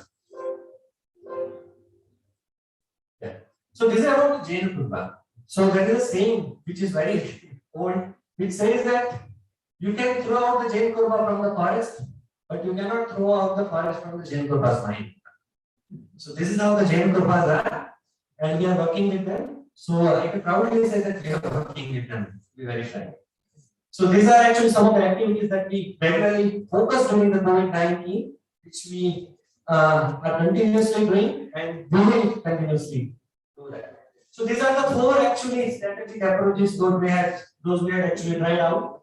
First one is of course the delivery facilitation of services at the home. So we have started the home visits to, or the mobile home care visits, and we had also started a helpline in the hospital. So people used to call us, can you come and see us in the home? So the team with mobile health unit used to go to home. These are the regular health visits that those we used to do. Nutritional supports, COVID-19 and non-COVID-19 medicines, diabetes, mental health, like refills have to happen if you are hypertensive or diabetic. And if you cannot support all those things, then you can save the COVID people, but the anti-COVID or the people who are not suffering with COVID, we might lose them with diabetes or something else. I think those things have to happen on a regular basis. So that was also one of our the basic approach that we used to do. Home care services, including the oxygen concentrators. We got oxygen concentrators, of course, but after 3 weeks. So earlier 3 weeks from 1st of May to 21st of May was time. So we got everything after 3 weeks, and the world was absolutely normal after. So vaccination drive, then system strengthening, we did infrastructure augmentation, and strengthening of public health system, then capacity building of public. So these are some of the regular things that we used to do, and we are continuously doing that. So enhanced access to COVID-19 care. So early identification of course, second continued care at home that we used to do. Because once we discharge the patient, the follow-up has to have on a regular basis. Then COVID-19 appropriate behavior cap. Now cap means car, correct? That's what we think.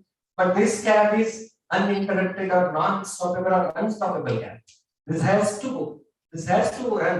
Otherwise, if you or if we start or stop, using this cab, it might be Ola or Uber, but this cab is a bit different. So we have to always ride this cab. So COVID appropriate behavior. So we have to always adopt this teleconsultation to the community radio which we regularly have, and the non-medical support like the ration kits and the other the regular things which have to be reached out to the homes of the people. So this is a community radio, the helpline which we had started actually. I have just so a helpline. So people used to call to this helpline, and we had reached out to 130, nearly 2,550 people through community radio, and nearly 500 people through our home visits through our vehicle. 133 government officials attended the community radio program. So we have a Janadhwani community radio 90.8, which became a boon for us.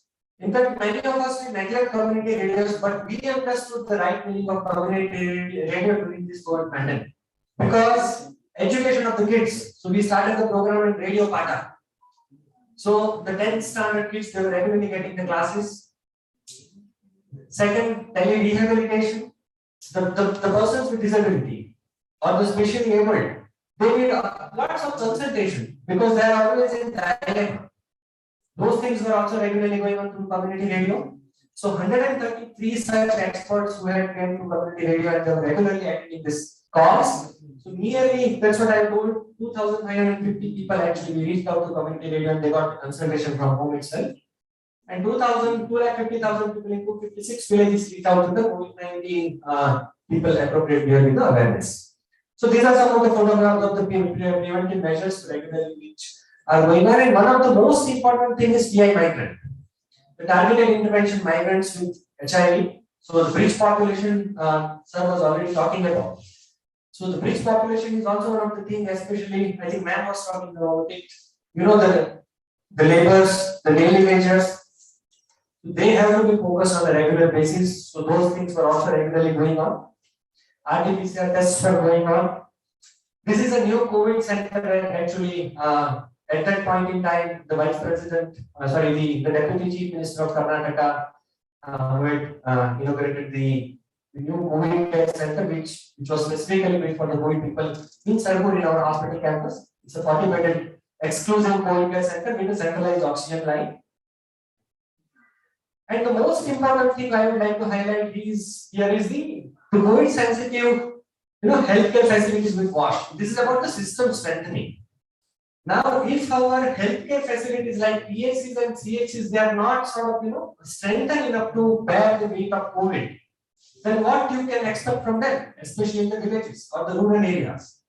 So what we did is we started strengthening this through the multiple variants like the capacity building and behavior in the community, of all the stakeholders, real-time monitoring actually we did start with. So this was in association with UNICEF, WASH in Hyderabad. So real-time monitoring system we started it by using one of the software named Rapid Pro. So it was a chatbot that we had actually developed through WhatsApp. We were regularly collecting the data. We had also used the tool named WASH Script to assess the healthcare facilities. So multiple technologies were used and actually this came up very well. This was done during the first wave of COVID. But because of our intervention, majority of the hospitals where we were working, they were ready to at least take the RT-PCR test. And these were actually some of the improvements with the 6 major components that we did during the COVID time. So water sanitation, healthcare waste, hand hygiene. These are all related to COVID appropriate behavior for the healthcare facility staff themselves. And these were some of the changes that we had brought in. So semi-entrepreneurship, we started semi-entrepreneurship is nothing but we're teaching the SHG members, self-help group members to make sanitizers, phenyl, hand wash materials and soap. So we have launched it now, it is in the market available and the women are also actually learning out of that and the intention was that they should learn how to prepare all these things so the behavior can change from the grassroots itself. So once it starts changing from the grassroots itself, then it's a permanent change. So there is no need to, do something else for them. So this is what we used to do. Real-time monitoring as already explained, and such as the program we started with getting all the doctors, and last but not the least, the felicitating the group D people, like the poor Karamikas we talk. Because they take up all the waste. Right? We wear PPE kits, we put it somewhere, but somebody has to lift it. We use gloves, we use masks, we put somewhere, somebody has to lift it. So we used to felicitate all these people who were very, very proactive, and hats off to all of them who were working with the COVID pandemic time.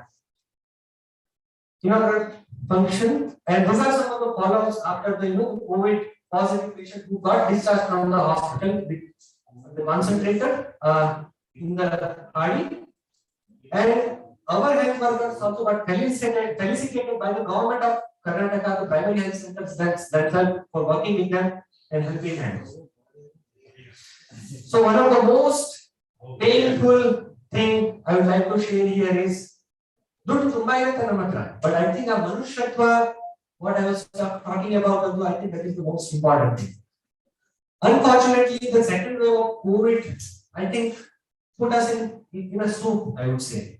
Nobody had answers, everybody lost the sense that I'm a human being. If you are a human being, then the humanity will come. No, sorry. If you have a humanity, then only you can call as a human being. This is what I believe. This was the most painful thing for us. So 4 such dead bodies we had to cremate. And one of the dead bodies was Kuropati. He had just simply written a letter that I am handing over this dead body to the hospital. Do whatever you want to do this.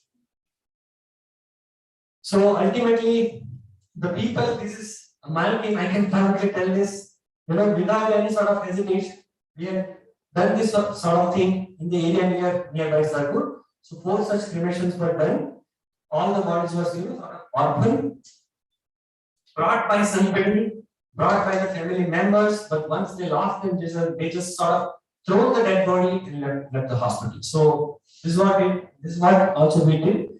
So I would like to end or conclude my presentation with the famous quote of Swami Vivekananda. He always used to tell that bring light to the ignorant and more light to the educated. For the vanities of the education of our times are tremendous. So thank you so much.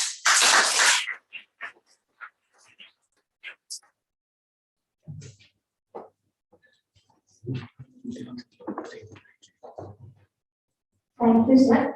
We'll move on to the next section. Now I request Dr. Rajashri ma'am, EC member, to say a few words about IME.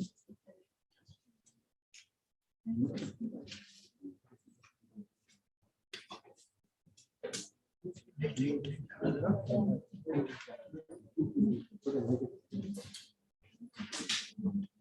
one and all.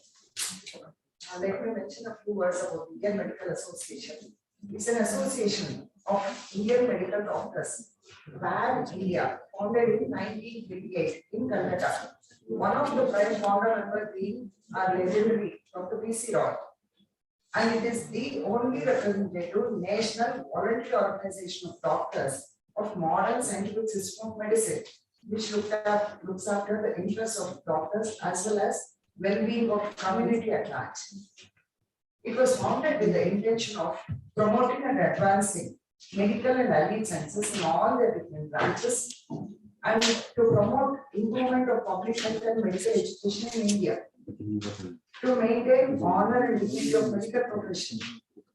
We are actually more than 3 lakhs doctors in India, of which presently only about 2,600 doctors are IMA members. Why should we become an IMA member? We request all to join IMA to improve our unity, our image, our quality of output of professional services, to protect our fraternity from harassment, to overcome financial crisis to family members due to untimely death, if at all, to prevent violence, harassment to doctors, help them run their medical establishments smoothly without pressure from too many formalities. There are various benefits, both at national and state level IMAs. At national level, we have IMA NTPS to protect members and help the members in case of harassment or litigation. there is National Social Security Scheme, Pension Scheme and Health Scheme. At state level in Karnataka, we have Karnataka Social Security Scheme, which takes care of the dependents and the nominees. KPPS is professional indemnity for practicing doctors. It has less premium compared to competing insurance companies, and it gives moral support and backup by our own doctors. Under Karnataka State Health Scheme, all family members are covered up to the age of 80 years, covers 2 lakhs expenditure, which is in addition to the insurance benefits, if at all you have any other medical insurance of existing policies.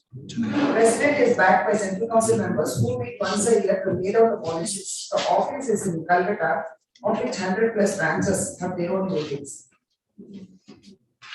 A matter of interest is IMA Women Doctors Wing, which is a subcommittee of IMA, which is also at national, state, and branch levels. Why should each branch have a Women Doctors Wing? I can mention a few of the objectives. To get more women members of IMA to come forward and work for IMA, to enter into the mainstream activities of local IMA branches, to involve women doctors in all the various activities carried out by the local IMA branches, to work for promoting the issues related to improvement of health of women, children, and elderly among the public, to encourage women doctors to take keen interest in community welfare activities, particularly education, health camps, immunizations, baby shows, etc. Also to undertake various programs to increase the fellowship of women members of IMA. To deal with any other matters as may be considered necessary for the welfare of its members. So I kindly request all of the doctors who are present here and doctors who are known here to you to let them become members, join the local branch in organizing its activities and when necessary. The office bearers of this subcommittee are chairperson, vice chairperson, secretary, joint secretary, and up to 10 to 15 executive committee members, depending on the strength of the women doctors of the branch. Every month, we have reports to be sent to National IMA Women Doctors Wing from state, and also local branches sending their activities to chairperson of state and IMA Women Doctors Wing. Thank you.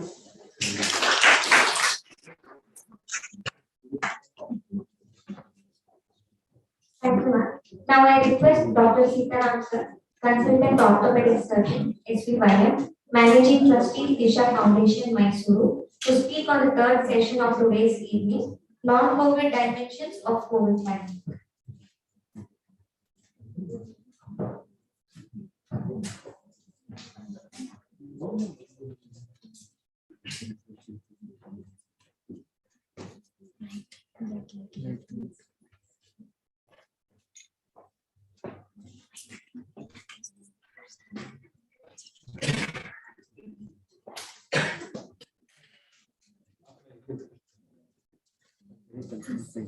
Good evening, everybody.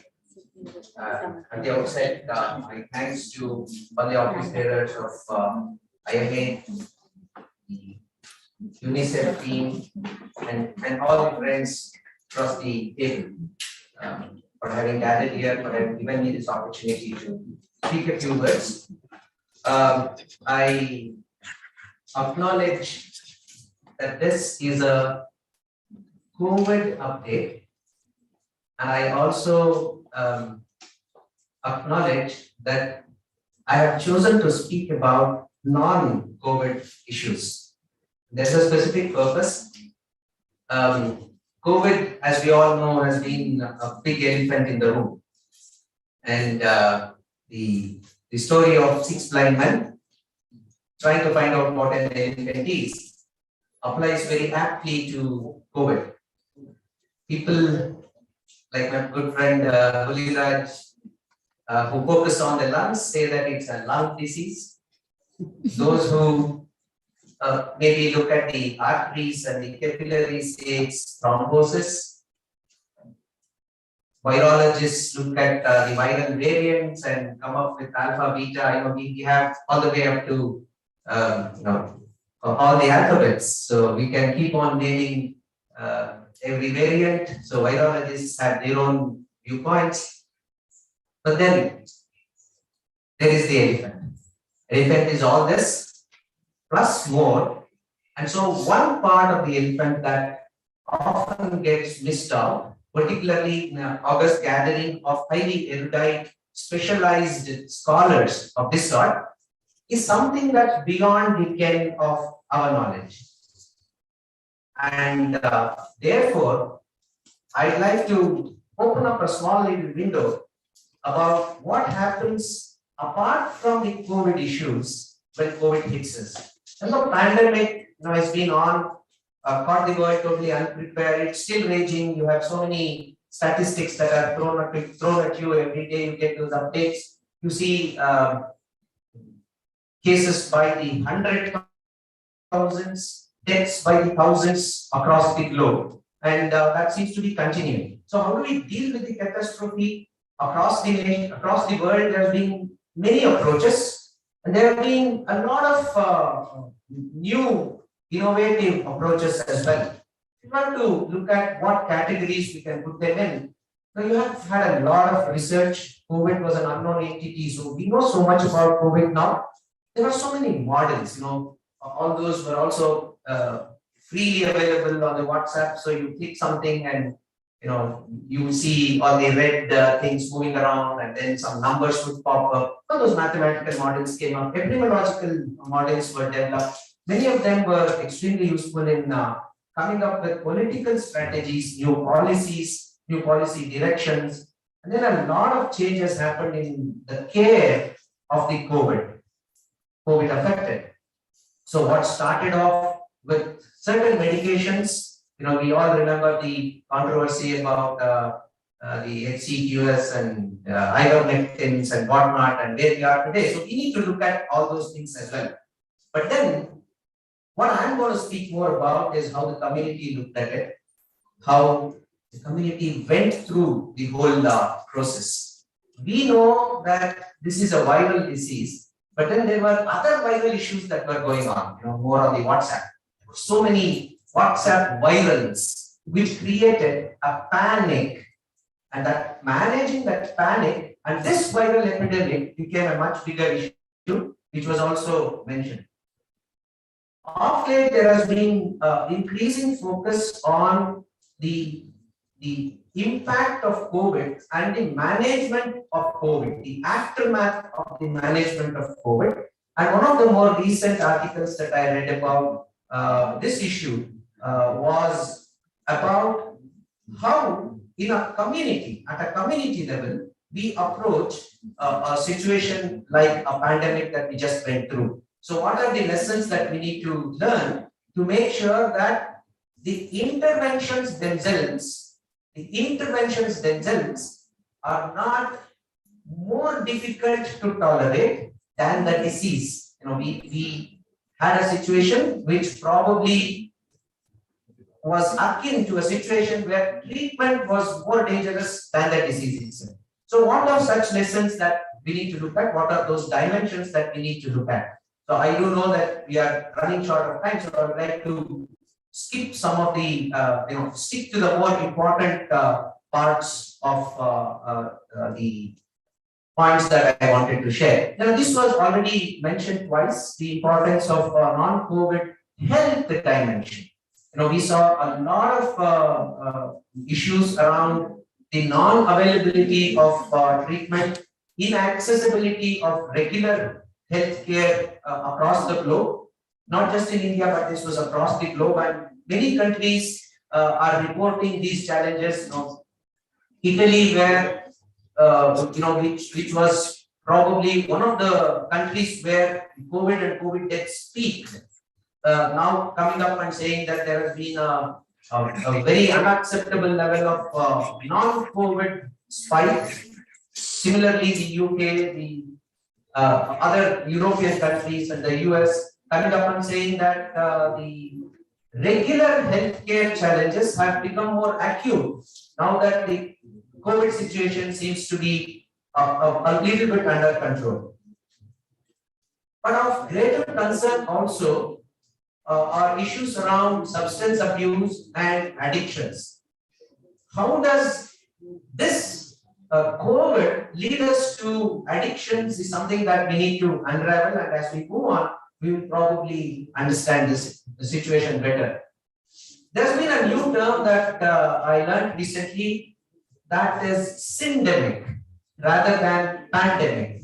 So there was a concept that this COVID itself is affecting certain groups of people and not really all groups in the community, and therefore is it specific to certain categories, maybe the diabetics and the comorbid patients that we already knew, maybe certain other immune suppressed situations that we already knew. So similarly, certain socio-economic categories who seem to be more vulnerable. So we need to look at these specific patterns that are coming up, which would probably tell us that there are issues that are beyond the virus, there are issues that are beyond the disease, and issues beyond health that we need to be aware of. The knee-jerk response in the initial period was that of lockdown and restrictions over movements, which is fine from the point of view of limiting the spread of the infection itself. But then there are also other angles to the issue of lockdowns and restrictions which we need to be aware of. The trade-off was mentioned as, do you want health or do you want economic stability? Now, the issue that we need to grapple with and try to understand, try to decipher is, should it really be a trade-off? Should one be implemented at the cost of the other? Or is there a way forward where you have a good balance of containment plus economic sustenance? Economic deprivation is actually very closely linked to health itself, because poverty and health, poverty and illness are so intricately mixed up and interwoven that you cannot get one without the other. So we have had waves after waves. All countries across the globe have been affected, all strata community affected, all dimensions of life affected, but there's a caveat. Some appear to be affected more than the other. And COVID-19 has worsened that divide, that inequity, and that is what I, as a development professional working at the grassroots, I am more concerned about. The vulnerable and their vulnerabilities are accentuated by many situations. One, the disease itself, the way it affects the body. Pre-existing illnesses, as we mentioned, the demographic profile, which determines not only the infection, but the way we try to seek help at that time. What are the basic physical amenities that people have access to, like water, sanitation, etc.? The cost of living, the access to basic health care, education, and it's not just the basic education that we are talking about. As a parent of a medical student, I can say that the medical education also suffered, and I'm not sure how good our outgoing batches will be when they face the exam and come out. For 2 years, we haven't had recruitments for the postgraduate courses. So 2 years, 3 years down the line, we are going to face a problem of specialists. So how are we going to look at that situation? Loss of livelihoods, major challenge across the world. Accentuated discrimination which occurred, stigma that was associated with COVID itself or suspected COVID itself was more killing than the COVID in terms of the emotional stress that people went through. So we did a grassroots assessment of certain of these parameters under the banner of Freshwater Action Network, which is a network of NGOs that I am closely associated with. We reached out to all the 7 South Asian countries except Afghanistan, and we tried to look at the people who are marginalized and vulnerable. We reached out to certain select categories in all these countries, did focus group discussions, one-on-one interactions as well as focus group discussions, and the experience of those interactions were quite a revelation for me. We had sanitation workers who would cry and say that we clean the whole world, sir, but how about our own cleanliness? What is the access that we have? Everything we touch is potentially infected, but what protection do we have? What does the community think about protecting us? The persons with disability would say, I need support, I need more water to clean myself after passing stools. But do I get water? No, I don't. And now the situation is far worse.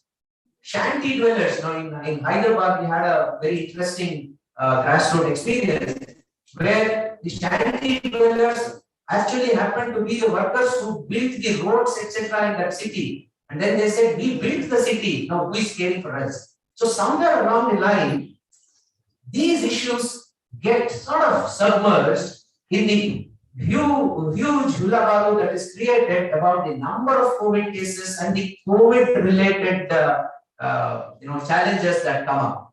So what we have to understand, friends, this is my firm belief that COVID is no longer just a health issue. Because the dimensions of impact are multiple. It is not limited only to maybe the lungs or the kidneys or some place where you have those ACE inhibitors, ACE receptors. No, it's not that. It has a far bigger impact on the community, which is beyond the cross-section of time that we are talking about, and therefore we need to be very vigilant in what we do.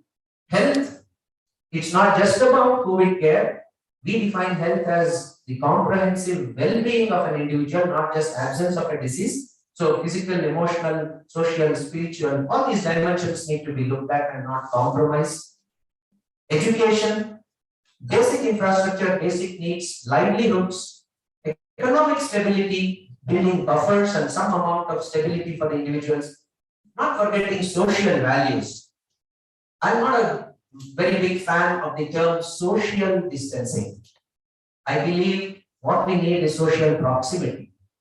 Now, ಭಾವನಾತ್ಮಕವಾಗಿ ಹತ್ರ ಆಗಬೇಕು, ದೈಹಿಕವಾಗಿ ಸ್ವಲ್ಪ ದೂರ ಇರಬೇಕು, ಶಾರೀರಿಕ ದೂರ ಇರಬೇಕೆ ಹೊರತು ಫಿಸಿಕಲ್ ಡಿಸ್ಟೆನ್ಸಿಂಗ್ ಆಗಬೇಕೆ ಹೊರತು socially and in terms of our advantages, we need proximity at this stage.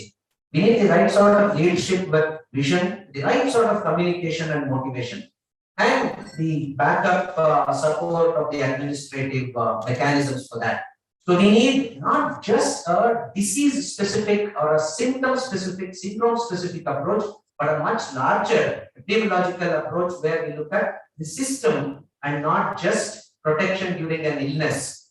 So some key ideas that I think would help us as we move ahead at this stage, particularly because we seem to have reached a relatively quiescent stage of active COVID infections. So we have now time to gather ourselves, plan better for the future. So probably we need to look at addressing health determinants and not just an illness, not just a disease. Relook at concepts of health security and the promise that we have made to the community on universal health coverage.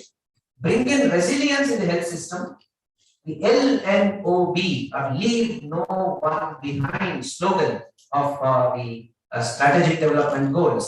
That is extremely important, and we need to look at addressing, bringing in the spirit of LNOB in all the activities that we do.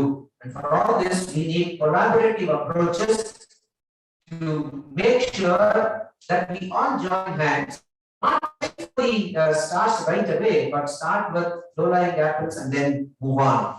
So just a quick recap of reminder, sort of what we mean by all this. We know quite a lot about the disease part of health, but the determinants part of health is something that we often slip up.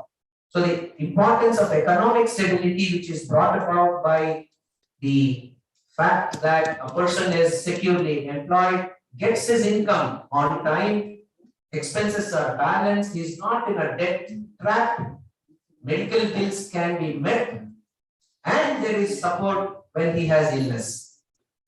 The neighborhood support is extremely important.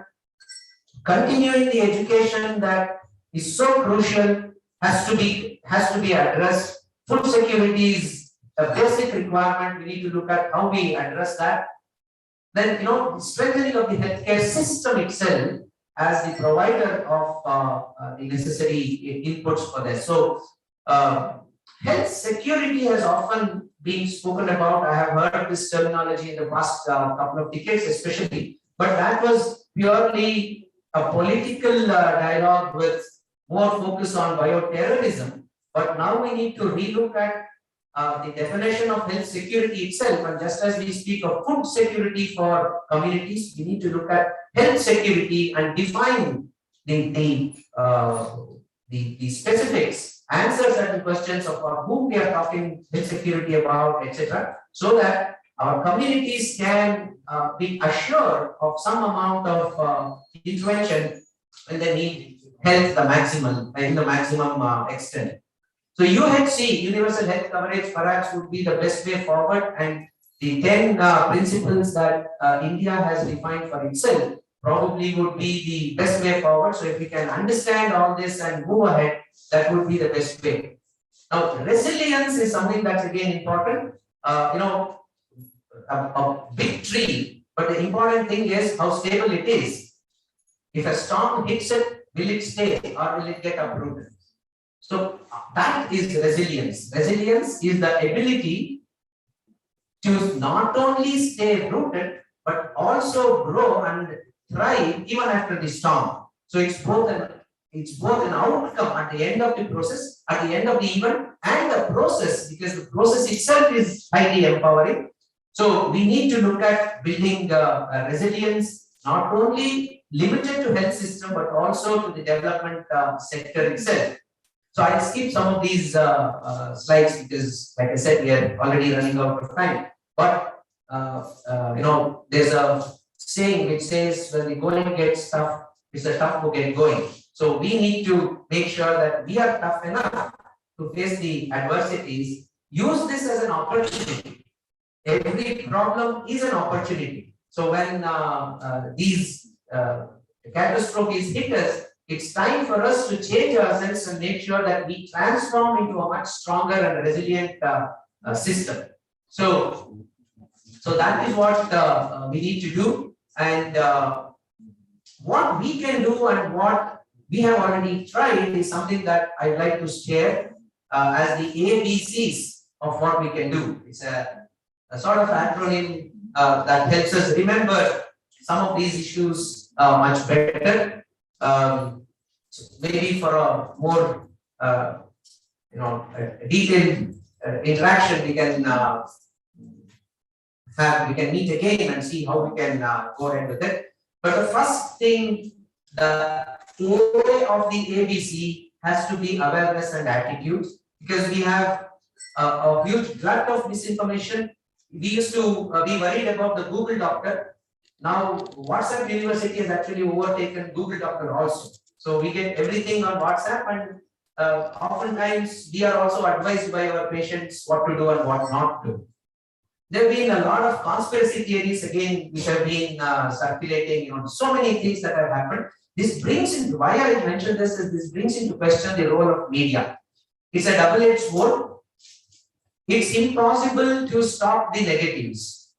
So the best way would be to push positives, so that overcomes the number of the volume of the negatives that exist. You remember the Tenali Ramakrishna or the Birbal, depending on where you are from. If you are from South, you attribute this to Tenali Ramakrishna. If you are from North, you attribute it to Birbal and Akbar. You draw a line, and without rubbing it off, can you make it longer? Or can you make it shorter? So if you want to make this line shorter without touching it, the best way would be to draw another line which is longer. So this becomes shorter. So all the negatives, let it be there. We can't really stop that. But can we come up with positive messaging and use the same tool, the same medium, to flood the community with the positives? We have tried this in our communities, and we have found that yes, it can be done. So behavior again, is something that is extremely important. It's not enough if you just know. You have to act differently. So we often have this difference. When it happens to me, I act differently. When it happens to somebody else, we act differently. it happens to me, it's all panic. Something big has happened to me, something drastic has happened to me. It happens to others, it's all stigma. So this is the behavior in general that we have seen. We need to make sure that this is changed and we come up with a more responsible behavior. The rural communities still have a very strong connect between people. So that bondage has to continue, and we can leverage that even for COVID care, which is what we tried in our place even during the situation where COVID patients used to be completely isolated. In a small area, we tried a mechanism where we would allow the attendants to be our assistants, and that made a tremendous difference to the morale of the patients and the family members. So leveraging this bondage is something that helps a lot.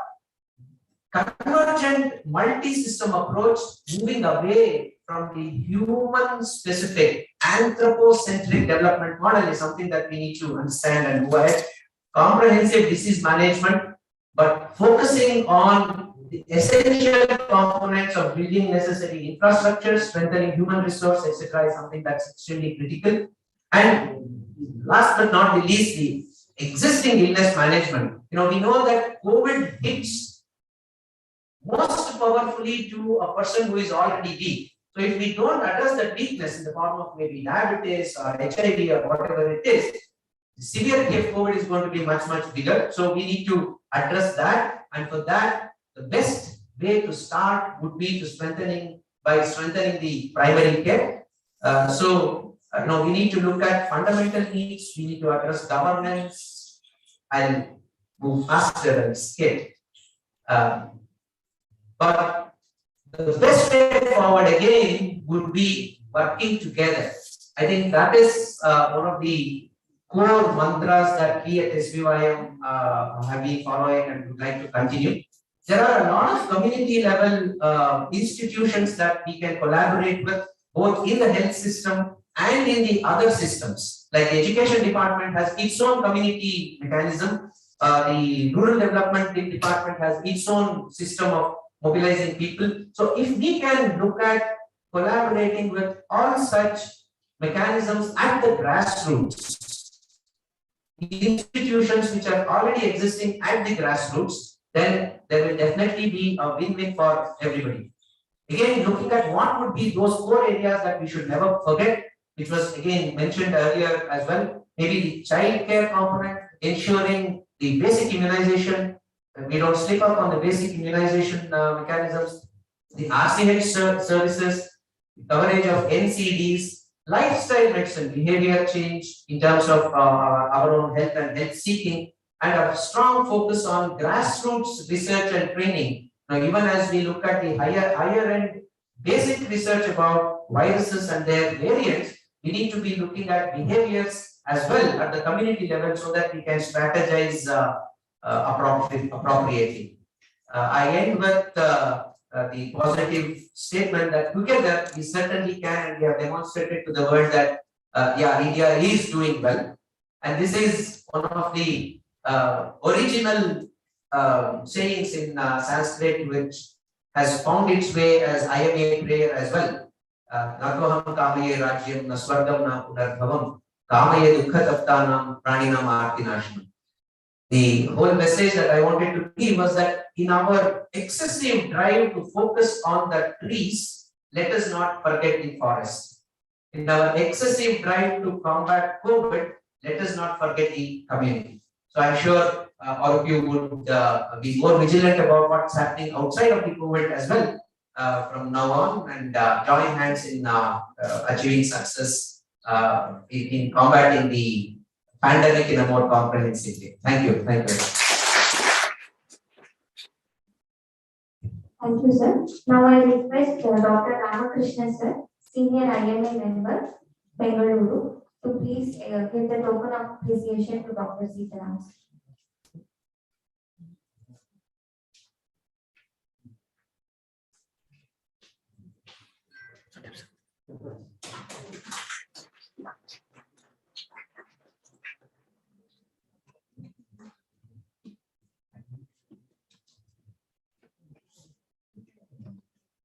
I request Dr. Dennis sir to please come on the dais. to take a token of gratitude by Dr. Suresh Kanya sir, past president, IIM Bengaluru.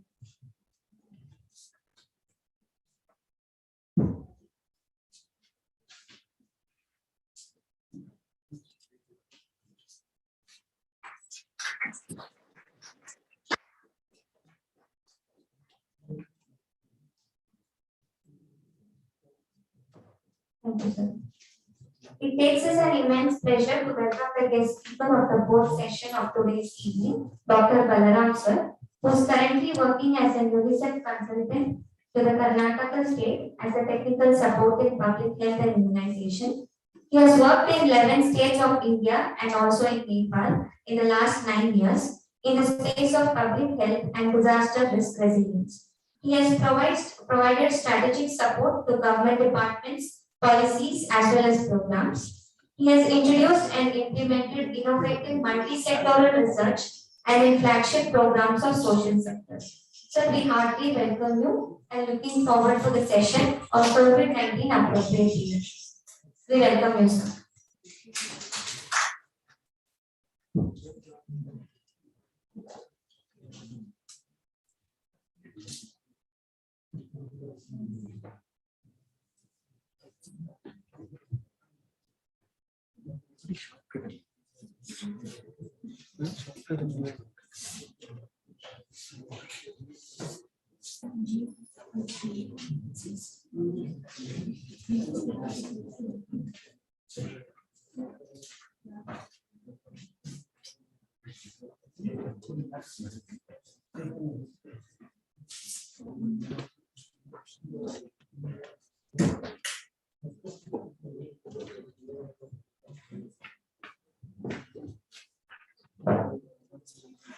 Good evening, everyone, all the dignitaries. Thank you, SDM and IMA for organizing such a good event.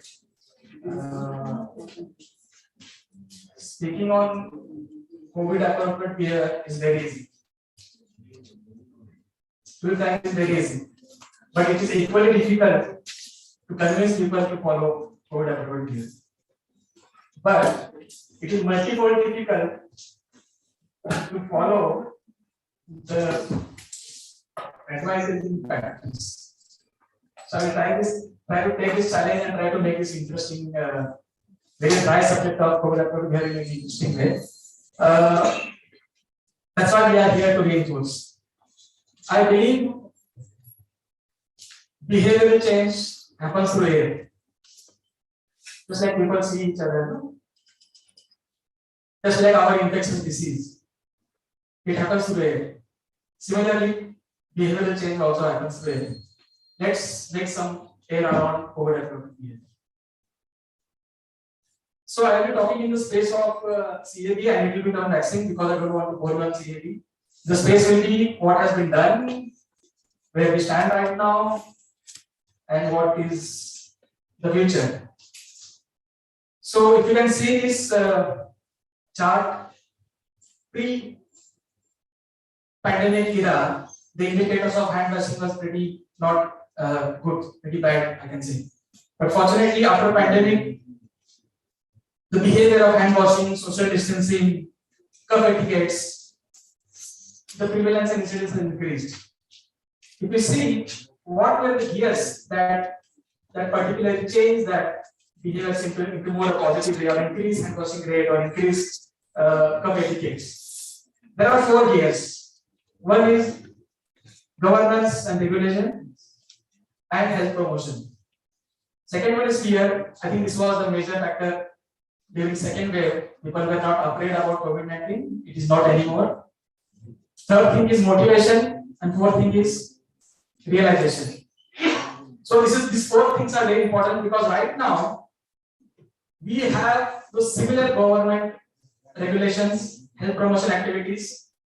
We still hear about COVID-19 little bit, not more, not like second wave or not like last November. But the motivation and realization is lacking. We will get to this point at the end again. So we will see this, how our community has gone through. we have gone through this circle. The circle is called as trans-theoretical model. This trans-theoretical model, all our community throughout India has gone through this. The first phase was pre-contemplation on February or March 2020. People were saying virus is not going to come in India. Achha, it will come. We have a temperature more than 45 degrees, 50 degrees, it will not survive. All that will come. I am so fit that it will not affect me. Even though it will affect me, I am so strong that I will fight with this vaccine. So we were in this stage, not yet acknowledging the seriousness. That was the stage of March 2020. Then there was a case in Gulbarga, first death in Gulbarga. Then we started contemplating that, yes, acknowledging that there is a disease and that might kill some people. Then we have a determination that we will go and first buy hand sanitizers. The determination, I'm sorry to say, but the determination that we will work on COVID after a period, but the first thing we did was to buy hand sanitizers. Then we took action for certain period, 2-3 months. We followed masking, double masking, hand washing, also social distancing. But right now we are here. We are in relapse phase. Our entire community is in relapse phase. We are all together on the phase of March 2020, just like we have a relapse phase of tuberculosis. So tuberculosis affecting some people, CAB has to be followed by entire universe. So imagine we have, after taking so much of effort, we are into again the zero phase. So what to do next? This is the most boring part, to ask someone to do something. These are 15 activities suggested by Ministry of Health and Family Welfare. You all know what exactly we have to do. We are in default so much of greeting with shaking hands with everyone. It is simple hi is enough. We need to inculcate that whenever we are meeting each other, we need to ensure that we are doing highs, not lows by shaking hands. Maintain physical distancing. I will not go through everything because we are all aware about these small steps. I will just try to reiterate that one of our presenters also mentioned that there was a study published recently last week from Cambridge University. They say that there are two factors. Social distancing is not that much effective compared to other CABs because there are two factors which decide the transmission of disease. One is virology and second one is fluid dynamics. Virology has two components. A person who is getting the virus, the amount of virus he has in his body or she has in his body. That is one factor. The second factor, the amount of virus he is expelling after coughing, speaking, or sneezing. These are the two factors. So even though we are standing or sitting apart 6 meters, 2 meters or 6 feet, it's generally not going to be decide whether you are going to get COVID or not, because all those modeling have not came to a conclusion that this is the perfect 6 feet where we are avoiding our risk of getting infected. The second parameter is fluid dynamics. The droplets which are coming out of the individual, number of droplets, the size of droplets, and what time that will be stayed in the air. Whether it will suddenly drop down on the ground or it will travel through the air for a certain period, and person is sitting after 10 feet also might get infection. But we again have a solution. The third step is wearing usable mask. So that's why social distancing, we need to focus more on wearing masks. Avoid touching, this is a very difficult part. Avoid touching nose and mouth. Maintain respiratory hygiene. Washing hands thoroughly. Do not spit. I think this is the probably benefits we are going to get due to COVID-19. Other diseases are going to be infected diseases like tuberculosis also going to be reduced because of if you reduce the habit of spitting.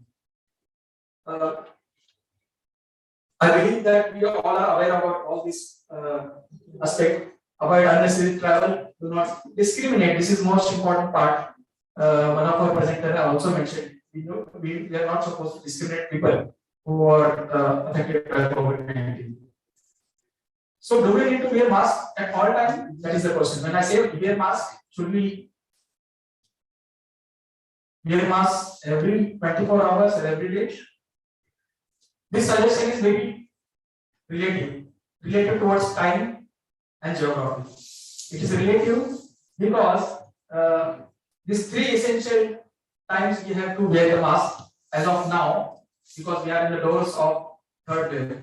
One is when you are traveling, second is when we have symptoms like COVID-19, and third, when we are in a room where majority of people are like conference rooms and meeting rooms and all. At least in these three places, we should ensure that we should wear the mask. And wearing mask, most of the time we have seen these 9 points are about surgical mask. The plate should be above the neck, above the nose, and the plate, sorry,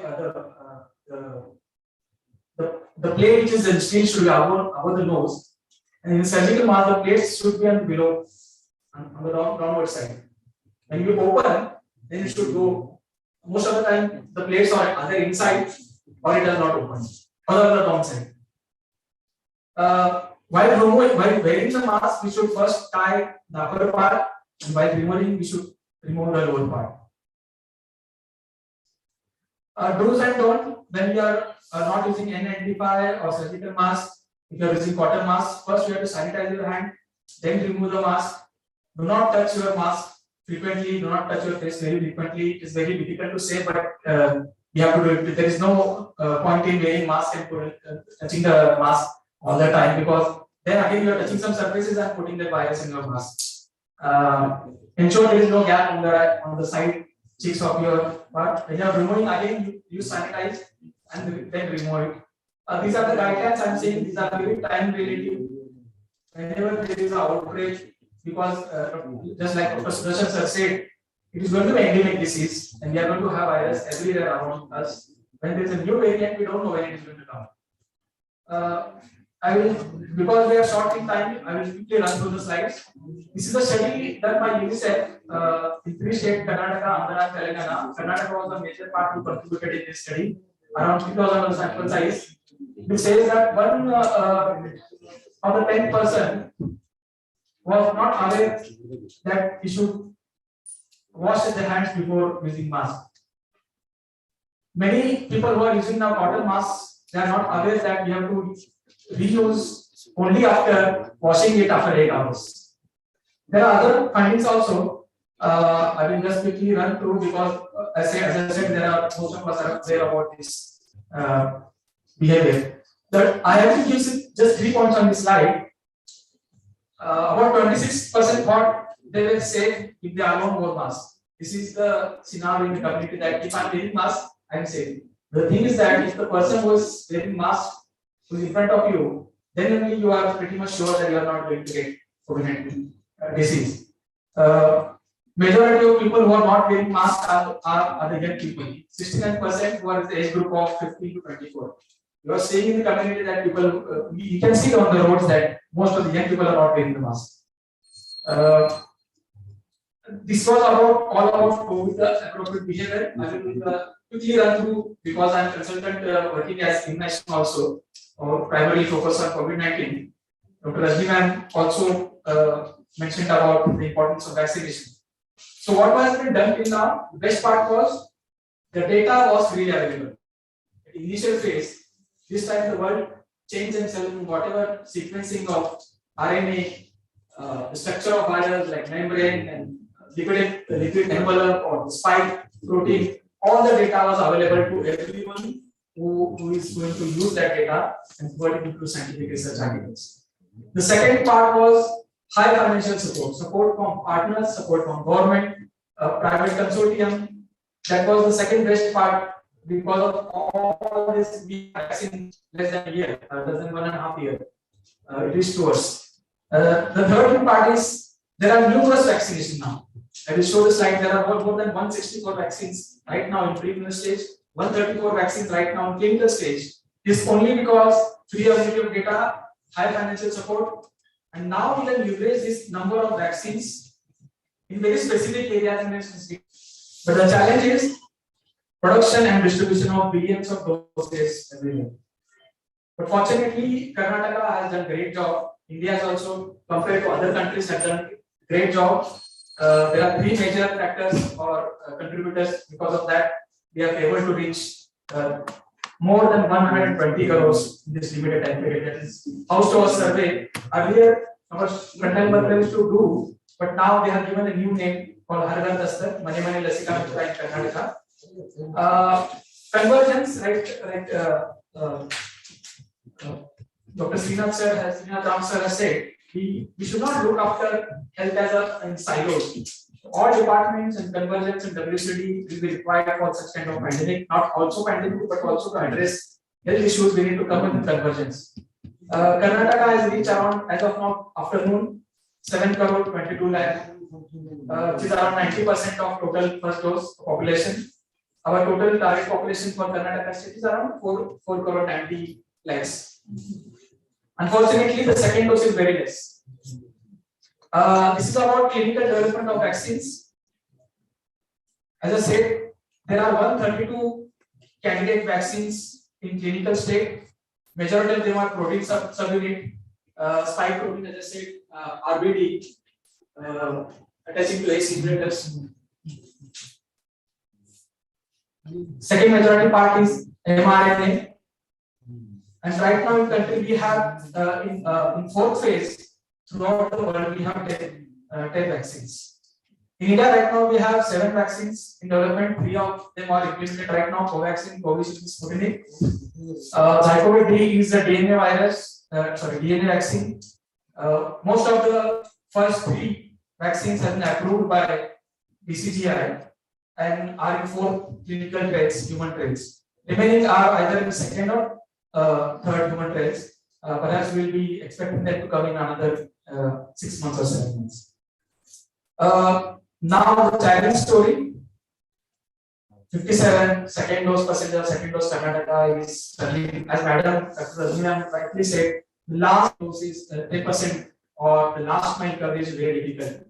So day before yesterday I was trying to there is a lady here, you can see on the extreme right quadrant of this slide, and this is medical officer of Raichur, the urban PLC called Harijanwadi, UPSC Harijanwadi. And the vaccination rate there is around 57% first dose and less than 20% in second dose. So there are Har Ghar Dastak or Mani Mani Lasika Mitra team over there. He is son of this mother, and there are other partners also. So she is not taking vaccine at all. She is not taking. Then we ask, what is the reason you are not? Keep saying that my doctor has said I have a cardiac problem, and that's why I am not taking it. Then we say, show your prescription, we will see what is happening. The prescription does not have anything related to cardiac. She has her own thoughts that her doctor has said, wait for, and then you will take the vaccine. There were more than 7-member team, a medical officer, partners, IHMR, UNICEF and all. But she was saying, I will only talk to my family physician. If he says or he says to take the vaccine, I will take. So this is the power of IMA, or this is the power of family physicians or consultant. Madam has urged you, saying that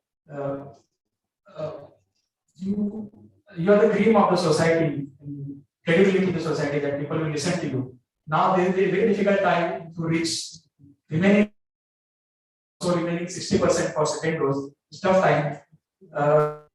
Giving rationally against why we should take vaccine is very important for a body like IMA. So what are the problems right now? Let me just go through quickly. So these are the barriers. These are the problems generally people share with us why they don't want to take vaccine. I will take vaccine and I will lose my work job for 2-3 days. I will get ill after taking vaccine. I am afraid. I am fine. I am not ill. Why should I take medicine? This Dr. Denish sir, this sentence was said by Solidas, PTV, particularly Vallabha tribal group of Charanagar. So the lady was very smart. She said, I am fine. I am not ill. Why should I take my medicine? The entire behavioral change or communication system model was not able to convince that this is not medicine, but this is a preventive measure. And it is just like food. If you don't eat food, you will get killed. You are not eating food because you don't want to get ill. Similarly, vaccines you are not assured that you are not going to get ill, but you will build your immunity so that perhaps you will not get ill. The only person who takes vaccine will die. Even initial phase we are not taking vaccine because of this rumor. Vaccine will cause serious illness and we might die after some time, says the WhatsApp news. There are other barriers also. We are looking forward to convert these barriers into standard answers so that all medical fraternity can answer this. So in this COVID era, the key is to stay updated. So UNICEF has a portal called Coronavirus Disease Information Center, which has all the updates of where exactly the disease is spreading or what kind of strategies are implemented on the ground. COVAX is a program for COVID vaccines. WHO has a good source. Whatever research has been done on COVID is available on this link of global literature on coronavirus disease. So anybody can read what kind of research is going on globally. Also, there is a change in air where Springer also has opened his all COVID related articles for everyone. Everyone can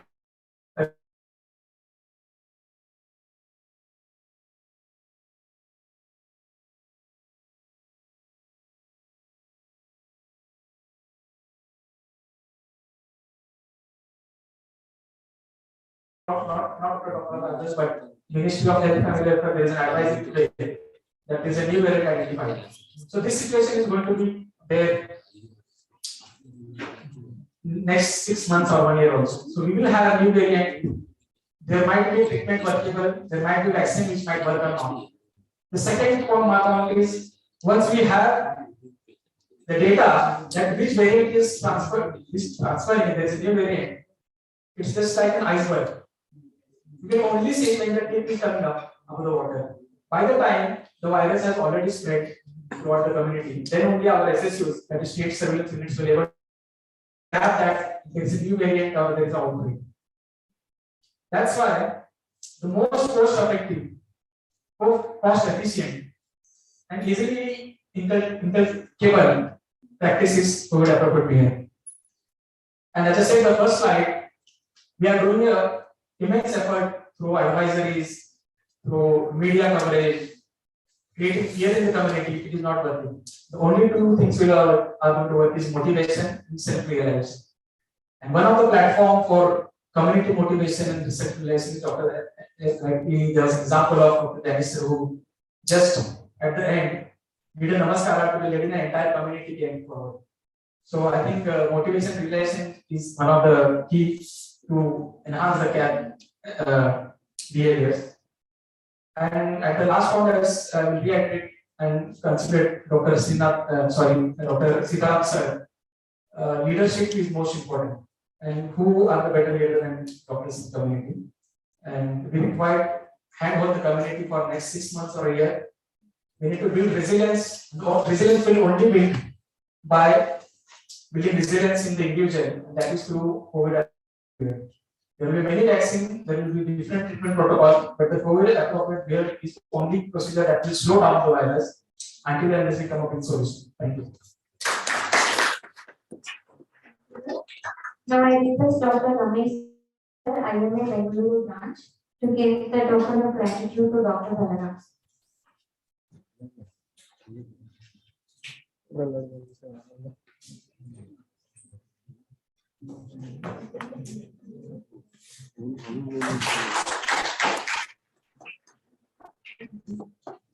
Moving on towards the last session of today's evening, I would like to invite Dr. Muriraj sir, Professor and Head of the Department of Pulmonary Medicine, Kempegowda Institute of Medical Sciences, Bengaluru, to share the clinical updates on COVID-19.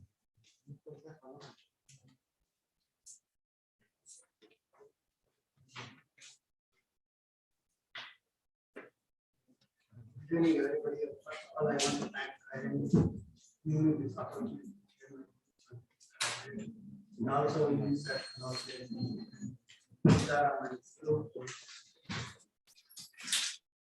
First of all, this now the because of the time constraint, I will be going because COVID is the one that has become more easy to treat and difficult to treat. Both somebody says it is correct, somebody can say same word, it is wrong.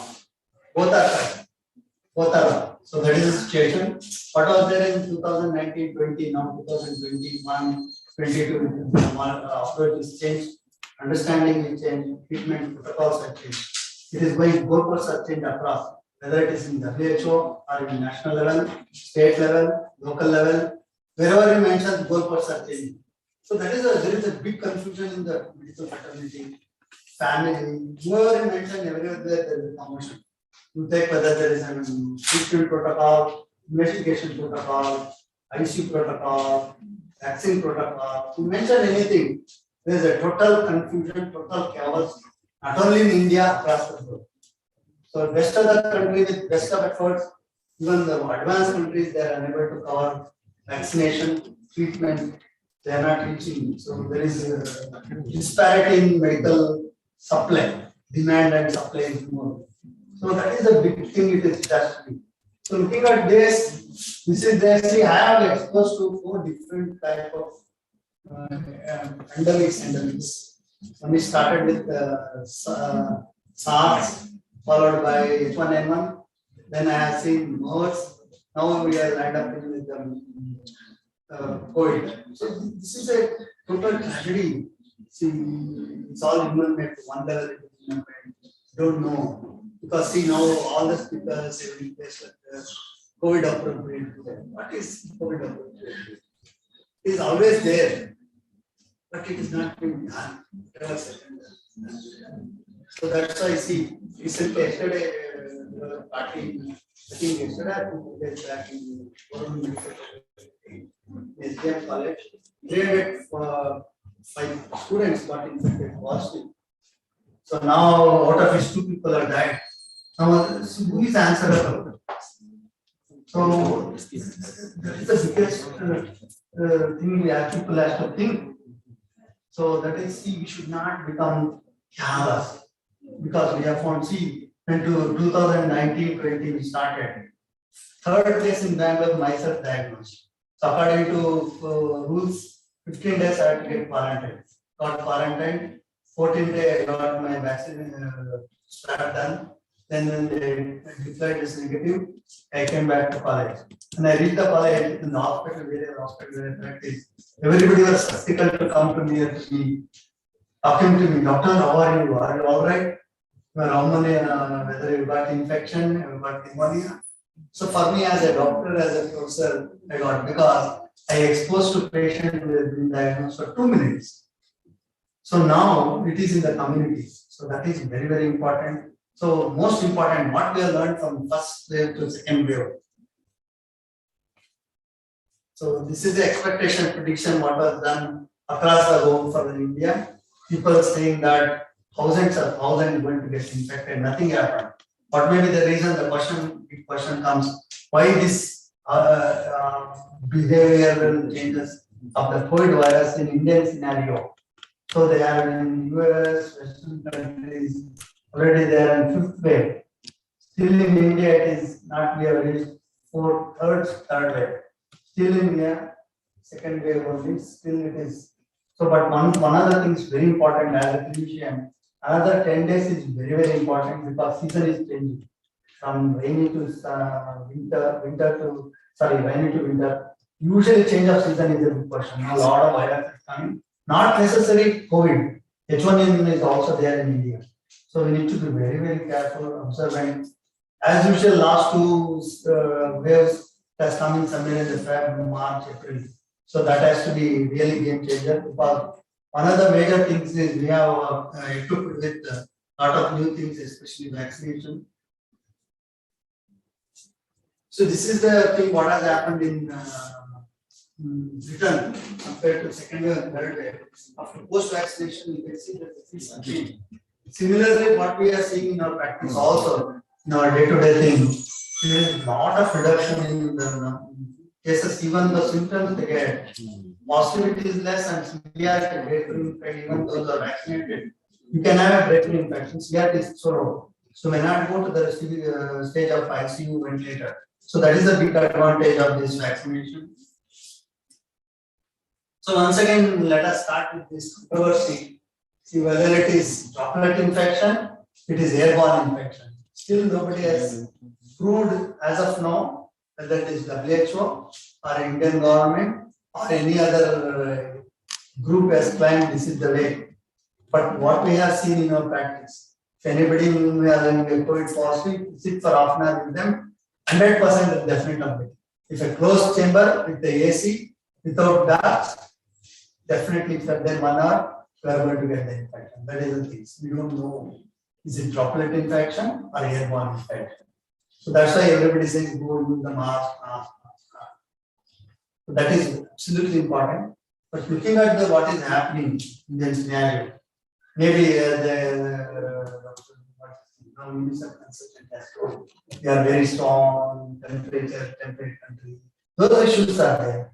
But the actual speaking, we need to be very, very careful, especially in another 1 year. Till such time, at least we reach 90% coverage, 80 to 90% coverage with the population, with the vaccination and confidence. See, compared to first wave, second wave, or third wave people, they are more confident. Myself, I am very confident. I am very sure our medical fraternity is confident, our general public is confident. Our WhatsApp University, Team University, they are coming to go down because they trained all our people. Now we are reached a stage. Majority of the patients, chronic patients, they are not coming to you. Only acute patients near to the COVID-like syndromes they are coming. So the chronic patients, they are not getting back. So those things people has to change their attitude and perception to that. They should come back to the C. I have seen patient taking 3 months of antibiotics, taking the steroids 6 months just like that, because they cannot come back to the doctor because WhatsApp University told like that, TV University, their day-to-day continuously they are putting. Politicians are telling don't go to hospital, don't go to clinic, they are going to admit you, they are going to investigation, they are going to unnecessary treat. So you have to spend, so once you go to hospital, they admit you. So there is a lot of human cries that has to go, people has to understand. They are there to help them, to save them, not to kill them or exploit them. So looking at I don't want to talk about pathophysiology. Now whatever the thing definition, staging, mild, moderate and severe. Now we have asymptomatic case also. Not just the asymptomatic individuals, also they can transmit the disease. People with, I'll just go to that slide. So this slide, this is the famous slide from James. This is for COVID and this is for the syndromic approach. So where you stage it and treat accordingly. So this is there always in the domain, public domain there.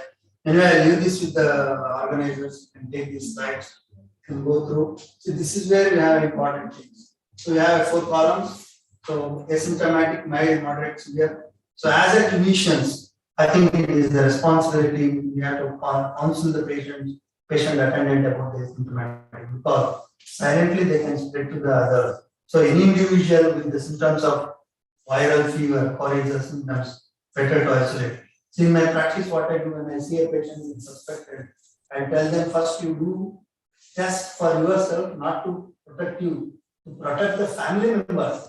It is not because you are already infected. There is no point in trying to do anything for you. We will try to protect you, try to get regularly follow up with us. But we have to avoid the spread to family members because we have seen one person infected, gone out, he's spreading 20 members in a family, giant family. So this is very commonly happening. You go to Kerala, see just besides our state, there are 10,000 every month, every day we used to see 10,000. Even though we used to have 3 villages in Karnataka. Because one other thing is they're thickly populated. So COVID have appropriate behavior than not followed. So I don't want to talk much about management because everybody knows about that. I'll tell you some of the important things. See, the most controversial thing, role of steroids, then black fungus, steroids. See, major problem, it is a knee-jerk reaction from the clinicians. Whether it is family physicians or example, physicians and practitioners, consultants. Steroid has been used right and left. You have to be very, very careful.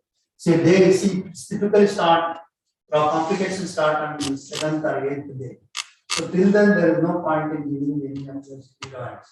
So kindly, any virus patients, don't, if the patient is on comorbid conditions, especially diabetes, you have to be very, very careful. So they are the one they can have already predilection for immunosuppression. So they land up in some fungal infections.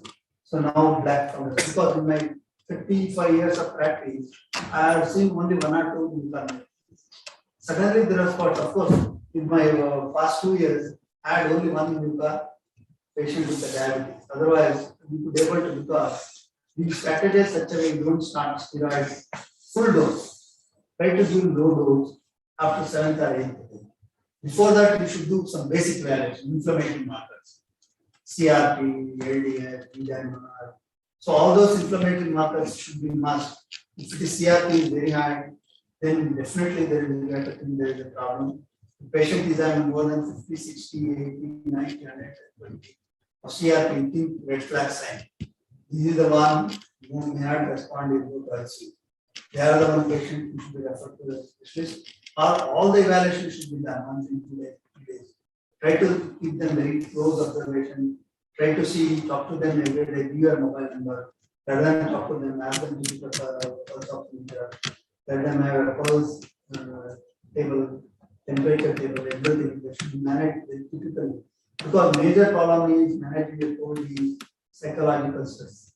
So if they go to hospital, nobody will try to handle them properly. They are psychologically depressed, panic attack, people will die. Even those who have respiratory rate of 10 or 15, 20, become 40 because of panic attack. We don't know. We have seen a lot of patients. I see patients in our hospital. They die early morning, 4 o'clock.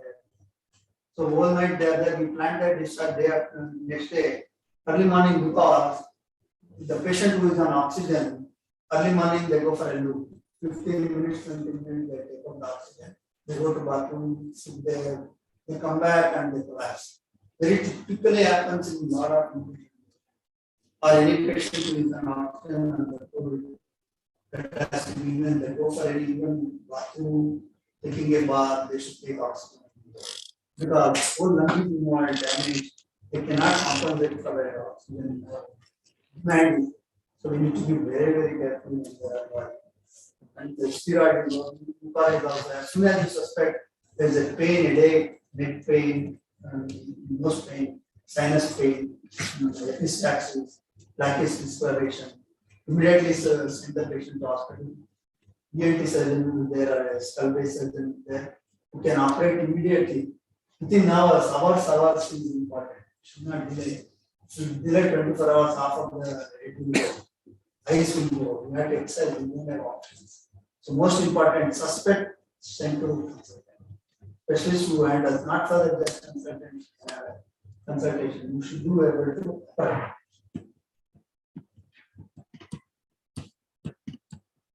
This I don't want to talk about controversy. The major issue is now this year, majority of the drugs what was available in 20, even 21 has been they told not to use. So now we are practically in a stage where we are unable to use single molecule. We don't know. So that is the state. That's why I made a statement. What you have done with correct may be wrong. What I am doing right may be wrong. So both ends is an issue. So we need to be careful because it is still in a floating stage. We don't know what is the protocol. Think what is going to happen. Maybe another 1 year it can become endemic like what has happened to COVID. Sorry, H1N1 in 2008 it came, and they suspect 25% of the Indian population is going to be infected with the COVID, out of it 10% going to die. That is the WHO people have given a statement that in Geneva. So, but what has happened within 2009? Hardly we had seen. It was coming in a cyclical pattern, once in 2 years, 3 years. We used to get a go patients. Then that also become a sporadic. Used to come throughout the year. Maybe this virus also. So till then we have to be diligent. and observant whenever necessary. You should not waste your time. You should go to consultant or you need to reach the medical facility, get investigated. Investigate your RAT done or PCR done so that you diagnose early, so that now you can be observed carefully.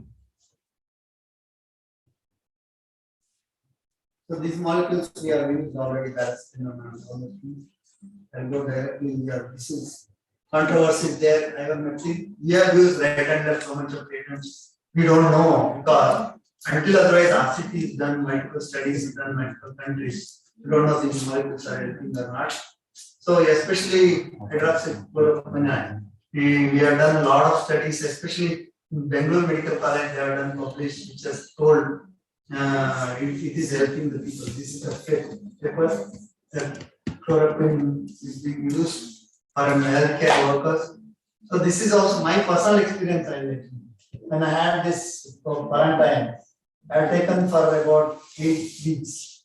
So initially, first week because the BCG done, second done, 4th week done.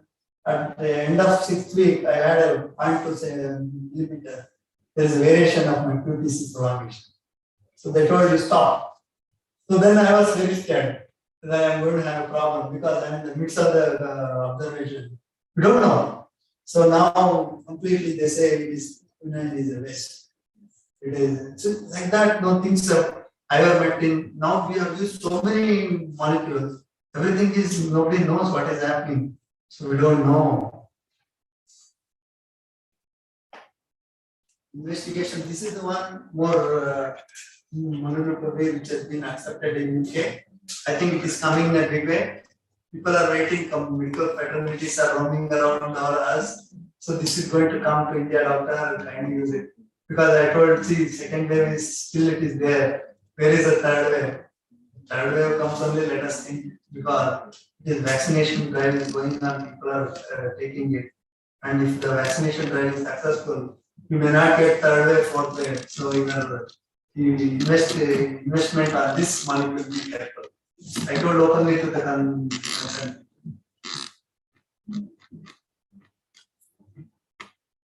So there's so many investigation drugs are there. So I will go directly with and vaccination. So it has come 5 to 11 already. It has come in advanced Western countries. They found a good result 90 to 95%. I think that has to come to India also because that is a group of the people which are not being covered. So that is every parents are worried. Nearly 22 I think started in India also. Booster dose once again there is a lot of controversies. So that they say mixed, we give a mixed. You have taken a Covid, you take something else, vaccine you take, or mother and I you take, something else you take, Sputnik you take. They found that very high dose, tighter dose of antibody neutralized after getting this mixing of vaccine. Time only answers. You have to see. So some other complications like myocarditis. So we have seen. I'll go through the. I'll let you know a little later. So some other things like urgent nutritional therapy, zinc supplementation, nobody knows. So there came suddenly put in the blue zinc mucormycosis. Suddenly zinc business has come back. People have stopped. Then vitamin D. Vitamin D is one of the 9 molecules which use right and left. So it is an immune booster, anti-infective, all that. Right for all the patients, especially where I deal with end-stage lung disease, there are nutritional deficiency, micronutrients. So we try to replace. So this is, we don't know if it is correct, what we are deciding. So post-exposure prophylaxis, this is absolutely important. So this has to be taken in a big way, we have to be very careful. So this is the one where it can involve multi-system. See, it is not just lungs, it can use CNS, it can use cardiac, hepatic, renal, gastrointestinal, skin. I have seen every complication in my practice. Not just every other. The depends upon the luck of the individual's immunity level. So it is not just lungs, you have to prepare to face, observe for everything. So other things like what we use, see most important in my experience as a pulmonologist, try to manage with oxygen and don't put the patient on invasive ventilator because 95 to 97% of the invasive ventilator patients we are lost patients. So what I do is patients with 60% also I manage with them. As long as patient is smiling, talking, eating, drinking, independently talking, sitting and standing, we don't put them on the ICU, we try to put them in a room where they can manage. That is very, very important because they become a panicky once they go to ICU, they become panicky. Panic itself puts them getting agitated, then unnecessary medications will come, then finally they push to ventilator. Within 24 hours, that is the so if you are in fact, so you have a pneumonia, not just a COVID, there is a ARDS and other infections. What we do is early tracheostomy, is not the conventional. Within 24 hours to 48 hours, we try to do tracheostomy so that we shorten the head space. So that will help us. We have saved some other patients, but from my experience, those who gone on the ventilator, I think that is bad. So we need to be very careful which patients. If you already decided you are doing the certificate, otherwise try to manage NIV, constantly. You sit with the patient up to them 5 minutes, I think you will recover. Because majority of the time, because they become agitated, they start taking cardiac because nobody is there to talk, nobody is there sitting with them. So they are all alone fighting with that. So that is one, as a clinician, it is our responsibility to talk to the patient, counsel them, we are there, we will happen. So those positive words will make them comfortable. So other things in Bangalore, first lung transplant has happened for a doctor. The doctor is exposed in ICU, got infected. After 3 months struggle, he got finally replaced with the lung. Then physiotherapy is absolutely important. Thank you. If you have any questions,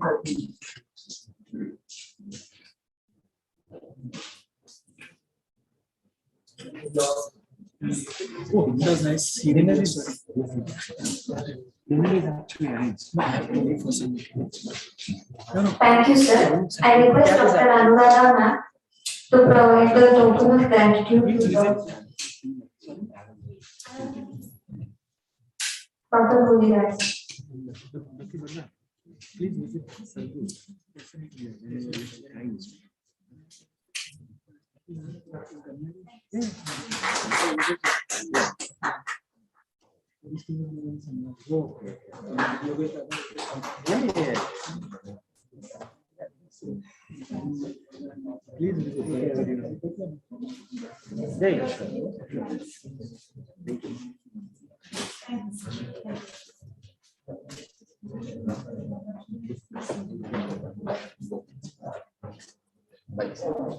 I'll cover. Yeah, it's outside.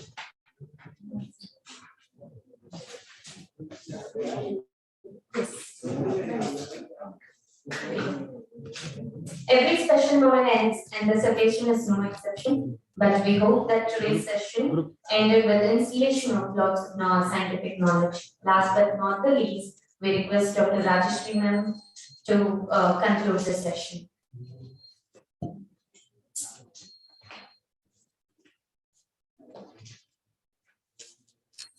It's my privilege to have been asked to propose a vote of thanks on this occasion.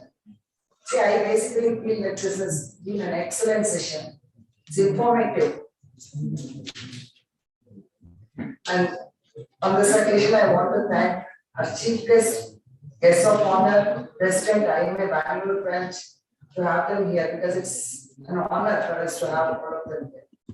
And each speaker has given us so much of information about the pandemic that has already happened, what we have suffered, what we are going through right now, and what we can expect later on. In future, what we have to keep ourselves prepared with. I thank every speaker for his enlightening talk. And on behalf of IMA Bangalore branch, I thank all the organizers, hosts, team and crew who involved themselves in making this occasion a grand success. I extend my heartfelt thanks to particularly Swami Vivekananda Youth Movement, along with IMA Bangalore branch and UNICEF and WHO for conducting such an excellent CME program that we all look forward to have more. I thank the audience, ladies and gentlemen, without whom the CME would have been incomplete. I request all the delegates to go ahead to have dinner that has been arranged. Thank you.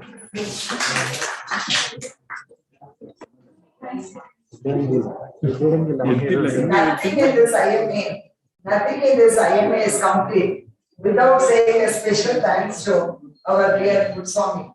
He has been a pillar of this IMA. Without him, no function is complete. Thank you all. Thank you once again. We wish to meet again and again on such occasions. Thank you. Thank you. Kindly do have dinner, collect your TA and certificates before you leave.